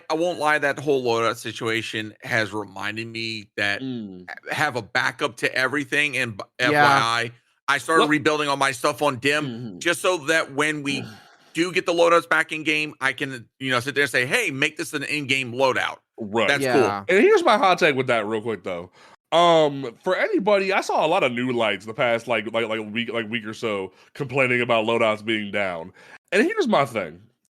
Y'all are sounding like a child who just had their iPad taken away. Y'all don't know how good you have it. Like y'all don't know how good you used to have it. I said on stream the other night. Do y'all remember when we couldn't even open our maps in the tower in D1? Do you remember where you had to wait for loading times from out of hell? Do you remember when Dim wasn't even a thing? Like I remember, I've been taking friends again through D1 recently, and the amount of things I've had to tell them is like, okay, where are you on the map? There's no map. There's no map. There's no map. Like you know how slow Sparrows used to be before freaking everyone had always on time? Like we used to have it so bad, and people were like I remember when the API went down last season, and everyone's like, "Oh my god, the API's down!" Like, just go to the tower, dog. Go grab your shit. It's that fine. Meme with the people on the hangman, just like first time. Right, like first time. We've been here, we've done that. Like it's no big deal. Yeah. It's like everyone's freaking out. It was just like blew my mind, and like for me, I just went to orbit. Put my Dim on, went back in, no problem. Right now, like the only build that I need to remake at this point is my freaking Thunder Crash build. That's like 5 seconds of work. Like I ain't worried about that. Yeah. I'll pop in a D2 armor picker, put it back together, and be done with it. So it's I'm very much at this point where it's like y'all don't know how good y'all have it. Y'all need to get like I sound like an old person, but it's like I've been here for the past 10 years. I know the hustle, I know the grind. It ain't that big of a deal. I think if they can't figure out loadouts before the day one raid, some people are gonna be a little bit salty. But other than that, we've done the hustle before. We didn't have loadouts back a few seasons ago. Who cares? We've been here. We've struggled before. I used to have every exotic on all my site ready to go for any emergency because I didn't know what was up. There was a point where I had one standardized armor set, and then I would sub in like before the 3.0. I had a standardized armor set that was damn near triple 100s on everything. That I would just summon an exotic, roll with it, roll tide. That's all you had to do. So I think people are a little bit entitled and need to give Bungie time to cook. Let them cook. Let them figure their shit out, and we'll be back soon. Have a great day. That's how I feel about that. Okay, go on, Cajun. And speaking about letting Bungie cook, hey Bungie, okay, I love you. I talk a lot of good about you, but give me my fucking aspects already. Okay, I've been bugged since freaking the season launch. Okay, seriously, and that was BS. And that was BS. Because there was a glitch that happened where me and Cajun and a clanmate went into the mission, and he pressed the thing, and his quest didn't progress, so he can't access any of the aspects. And man's been salty about it. So I've been so freaking ripped because I'm hearing everybody talking about the freaking aspects, and I'm like, I can't even freaking touch it, and I'm a content creator. Like Warlocks think you got it bad. Cajun can't even play with y'all. Like Cajun can't. Like Cajun's the real one who's like first time because I've he's not fully even turned heard on. of that glitch before. That's awful, dude. Excuse me. That's down. And now Bungie has acknowledged the issue on the forums, and that there is a small percentage of the community that this is affecting. And while they haven't come out and said it, a lot of people are suspecting that next week, when we get the next audio, we should be able to roll in. But it's like at this point, God effing help me. If I don't have it before day one raid, I'm gonna be pissed. Right. Now, Titans, it's time to rejoice. All right, I'm putting my flag down here. I'll let you cook. I'll let you cook in a second. Especially because Quad King just rolled into the TikTok chat. But Titans, it's time to rejoice because finally we get to raise our banners high. For the banner of war is here. We finally get to rejoice. A huge issue with Banner of War. I have one huge issue with Banner of War. What's your issue? I'm taking y'all. Again, shout out to Rune, who is my heel lock. I'm throwing y'all back to 12 months ago. Okay. Solar 2.0. Solar Warlock was the best healing build in the game. It was glorious. Pair Lumina with it. You were the best buff and debuff in the game. Solar 3.0, they didn't just kick Warlocks in the dick. They pulled off our testicles and wore them as earrings. Now what are they doing? They're taking those testicles and using them as pool balls, giving Titans the best healing build in the game. Where is my respect for Solar Warlocks? Where is my respect? I can only do so much with healing nades, Bungie. You gave Titans Brigitte's ultimate from Overwatch. I'm fucking losing my mind here. I can only do so much with fucking Boots of the Assembler and healing nades. Please, Bungie. Oh my land! So, hey yo, DanJon, you're officially part of the podcast now because this is great. I need this. Yeah, thank you very much. Checks in the mail. But like, no, that's what I was gonna say. It's like, hey, we're all on a team here. Like, some people are Lucios, some people are like, some people are the new chick, some people are fucking Mercies, but some people are Brigittas. I'm a Brig main as well. This hurts me so much. I'm a Brig main. I hate this. So let's explain real quick, especially because my sister just rolled into chat and she has no idea what's going on. So, but for those who don't know, the new Titan Strand aspect, Banner of War, I'm gonna read it real quick because I'm gonna make sure I want to make sure I quote this right. Because man, oh man, it is beautiful and I love it so much. And I know DanJon is salty. No, it's fun as hell. Don't get me wrong, but defeat a target with a melee attack, finisher, or sword to raise a banner of war that pulses with energy, periodically healing nearby allies and increasing melee and sword damage. Targets defeated by you or nearby allies charges your banner, increasing the speed of the pulses up to ×4. And a tattered banner has a little lore thing. So here's what it doesn't tell you. It affects your healing as well. It doesn't say that, but it does. It heals you. It heals your teammates. It heals your mama. It heals everybody. and like you're sitting there. This shit's so good. It healed my emotional trauma. What the fuck, Bungie? I remember I went into a deep dive the other night, and I because I was trying to farm the sword, and I went into a deep dive. And I had I took two or newer players with me, and I'm like, "Hey, yo, just roll with me. We got this." And they had so much healing. I'm just running through, having a great time, and I'm just like, "Hey, this is a great ability. This has a lot of potential. But I understand people's concerns that it's a little bit overpowered. I think where the nerf's gonna happen, they're gonna take it down. Riven. That's all I'm gonna say. So what happened was a group of 3 different Titans used Banner of War and rolled up in 3-man Riven with it. And it's like, that's a concern. So I understand the concern a little bit. I think if anything, they're going to have to drop it similar to what they did with Star Eater scales, where instead of like ×8, it's ×4 now. I can see them going from ×4 to ×2 and just try to level it out a little bit, because I understand the concerns. I think it's like this is sort of a similar situation as the Warlock aspect, where Bungie has some great ideas, but man is a little bit busted. But at the same time, I don't want them to go too hard in the paint with it. I don't want them to go, hey, let's go to the other extreme and nerf it into the ground. Because look what happened with Suspend. They went too over the curve. That everyone's like, hey, we're going to go play with Banner of War now, like we're freaking Andy in Toy Story, and not have to worry about this because Suspend got nerfed. So now it's like, hey, don't nerf it too much, because now we're going to be Andy with a new toy. Like, let us, like, normalize, reach a neutral ground where this can thrive in the endgame meta and relax and not have to be too overpowered. Because right now, I'm, like, praying to God. Like, let me get to day one. Let me get to day one. Let me roll through lanterns with a giant green banner and have fun. If you're expecting Banner of War to be active for day one, that is some mad fucking copium, dude. I have faith. I think that shit is getting turned off. I have subscribed to the Church of the Banner of War, and I have faith that we will reach day one raid. So the Thread Walker, whatever the freaking aspect for Warlock, I could see that absolutely the reason why they disabled that, and they're gonna fix it. Hopefully, they're gonna deliver it back before day one.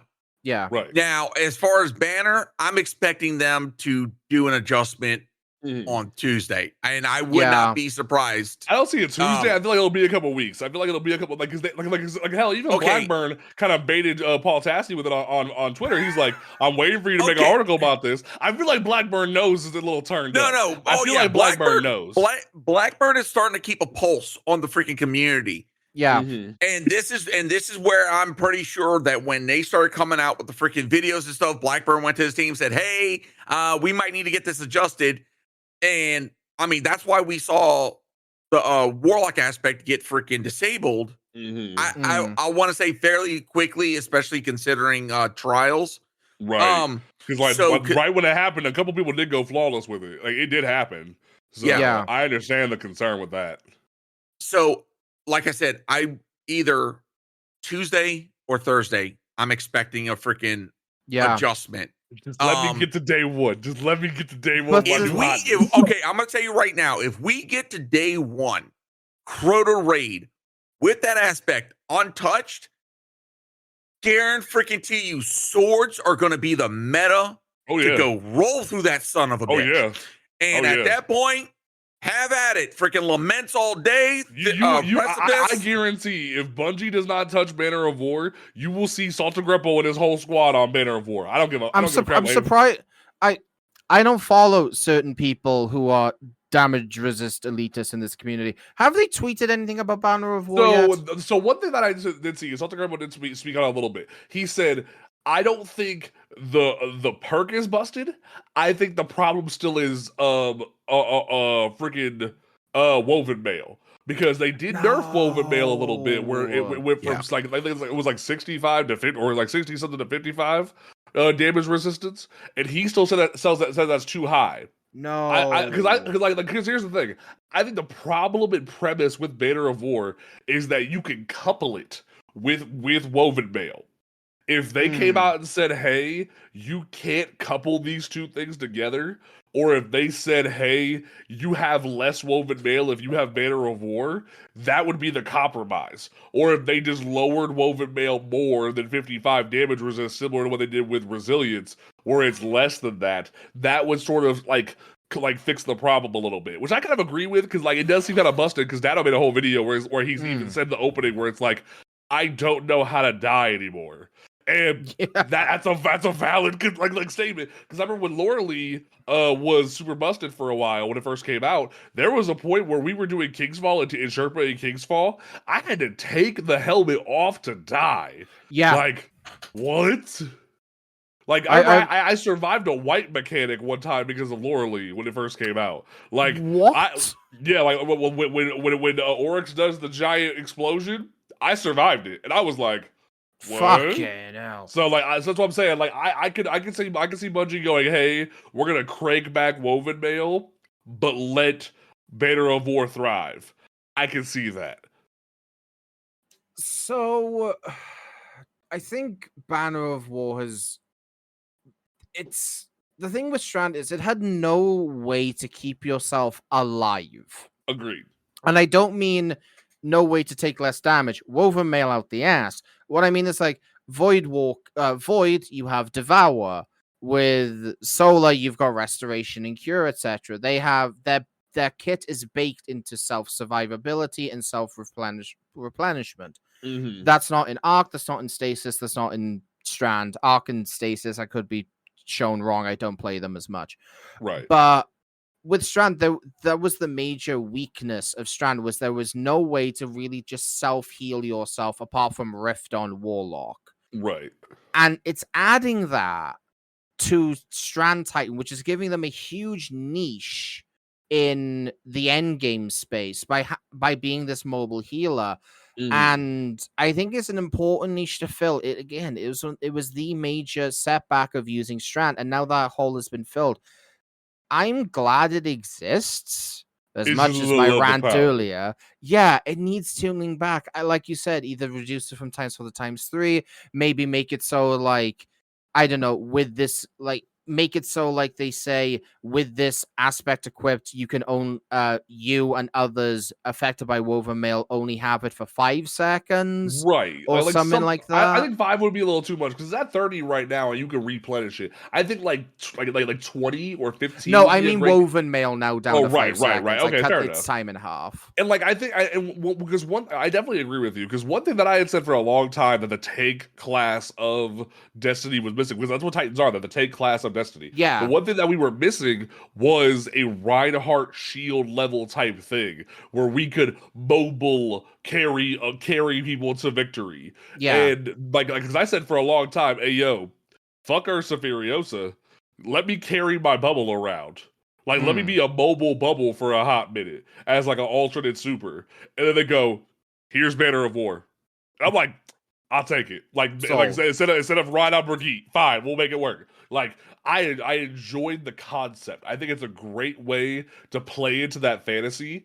And but I like, and the thing is, I'm over here hyped. I'm over here, like, I'm part of the church. I'm in the church. But like, I'm willing to admit, we can turn down a little bit, but I don't want there to be a Laura Lee situation where we have to nerf the entire subclass just because we had a cool idea. Where we said, hey guys, we're gonna get rid of Sun Warrior. What? Y'all didn't give 2 shits about Sun Warrior before Laura Lee came out. Why are we getting rid of Sun Warrior, Bungie? Now Solar Titans, all we do is heal. We can't do anything else anymore, Bungie. You took away Tempered Metal and Sun Warrior, Bungie. What's going on, Bungie? I don't want to be a heal bot anymore on Solar. Like, because on Strand, it makes sense. We're a mobile unit. We're constantly slashing and doing this cool thing. So us carrying our team to victory makes sense. But with Solar, we're supposed to be destruction. We're supposed to be burning things, throwing our hammer, being the Sunbreaker. I remember when Taken King came out, and the Sunbreaker like is giving you that speech. I'm like, I'm burning. I'm ready to fight. So when they got rid of Sun Warrior, my heart was like, man, I ain't burning like I used to. And it doesn't feel like now with these new gauntlets, I'm burning. But like, other than that, it doesn't feel like with Solar anymore that we're cooking. Like, hell, they even buffed, I should say. Hollow Fireheart this past season. My pitch for Hollow Fireheart a couple of episodes ago was just give it Sun Warrior. Like, because the whole argument against Sun Warrior before was Laura Lee could activate Sun Warrior on demand. So okay, cool. Give it to Hollow Fireheart. Hollow Fireheart makes you have to work for the Sunspot because you can't just activate it off of Laura Lee. Perfect compromise. It makes Hollow Fireheart meta.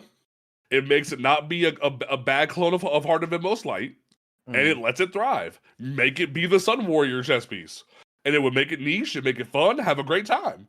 But they didn't do that. They gave it half of Sun Warrior, where they said, "Hey, if you shoot somebody in a sunspot, you make another sunspot." And it's like, you couldn't include the damage buff too, Bungie? Like, really? You couldn't do that for me? Whatever. So that's my whole rant about that. I think there's a lot of potential here, but I'm worried Bungie might overextend the way they've done previously, where they nerf it too hard. That's my one concern with this, is they might overdo it too much. So just crank the knob a little bit back, Bungie. Don't do it too much. You have a really good thing here. Like I hate to say this, but listen to Blizzard for once. Don't nerf Brigitte too much. Let Brigitte thrive in the meta for a little bit before you turn it down. Like, let it ride, but don't let it ride for too long. Is what I'm saying. So I will say this on Bungie's behalf. If you look at their track record recently, not overall, but recently, Bungie's been doing a damn good job as far as making slight adjustments. They've been refraining from the overreaction. They disable when necessary, and that I'm 1% behind. Disable it, take it out if it's freaking so OP that it causes problems. And then make the adjustments. Hopefully you don't nerf it to the damn ground. And I will be honest, the Bungie I've been seeing since I returned has been really receptive and really understanding of not nerfing stuff to the ground. So if they can keep that up, I got faith in it. But they nerf they nerf Banner to the ground, then at that point it's like, well, shit. Like, you have a cool and like Numlock does in the chat, all the aspects are really strong. I disagree, because look at Fletch and Storm. Fletch and Storm ain't that hot. Like, you can dick around with it in a striker. You can dick around with it in strikes and gambit. You take Fletch and Storm into a GM, it ain't doing too much. Like, I'll be the first one to say. All right. Even with the Sever buff, I don't think it's going to be that hot of a thing. Okay. Because look what happened. No one said anything about Fletch and Storm last season, but everyone's talking about Banner of War. Like, okay. Banner of War with Fletched Storm and Syntheseps. Oh, okay. That has been a freaking nuts combination I've seen a couple people touched on. I thought of that. Okay. I would have ended the frame more, so I gotta understand. That one was like, I was like, wait, how the hell does that work? And then, like I said, the gears start turning. I was like, oh. Like I said, Fletched was not as good as it could have been last season, but now with Banner of War and the right setup, absolutely freaking god tier. I might have to play with it. Okay, fair enough. Okay, so I think we've definitely like touched on a lot of great things about like everything that's going on. Just so everybody knows, we will not have a new episode next week. Obviously, we moved the schedule of the podcast to today because I had some family issues going on. But next week is the day one raid. Me, Cajun, and some of our clanmates will be doing the day one raid. We won't be doing the race. We're just going for the emblem. We will be streaming that live here on Twitch and on TikTok, so you'll be able to see that. But in terms of like a podcast, we won't have. We will be back the following week, where we will be having Dirty Terminator on for that episode. She will be coming by, hanging out with us. So definitely get ready for that. So obviously, DanJon, you see how the show ends every week. What is your closing statement for this episode, since you are our guest? I think it's just trust Bungie. A lot of the discourse over the last few months has been people saying they don't trust Bungie or they don't have faith in this game. And every year, Bungie pulls it out around this time of year and shows us why we should trust them. And I see no reason to not trust them. We've played this game for 9 years. We keep coming back. We're talking on a fucking podcast about it. We obviously love this game. We trust Bungie. I think if anything this week, more people should trust Bungie. In the dark times, Bungie will always pull it out. That's fair. Okay. Alchemy, you've been very quiet this episode. What is your closing statement for this episode? That next week is probably going to be one of the most reviving parts of the season, since it is raid. Okay. Cajun, Mr. Wise Man, how are you feeling there?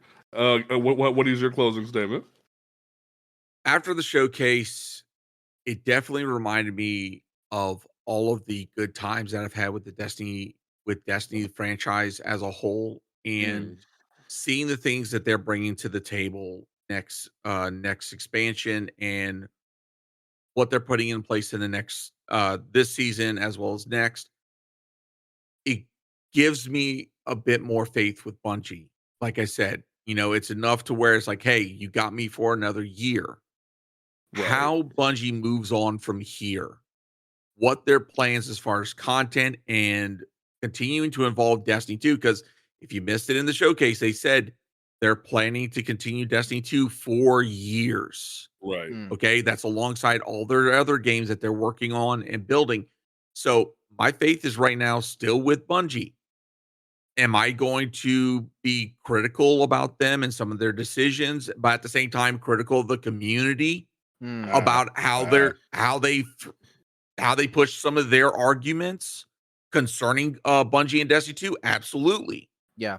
It's like, look, if you want to be critical of them, be critical of them about what you're upset a bit. You're upset about PvP. Okay, let them know. I'm not happy about this. If you're attacking them with some BS argument that you got from your daddy's Facebook from freaking your uncle twice removed or some other crap, it's like, no. Present factual evidence, present actual freaking research before you go attacking them. It's one thing to say, hey, I'm not happy with how the state of PvP or Gambit or whatever is, and leave it at that. State your opinion.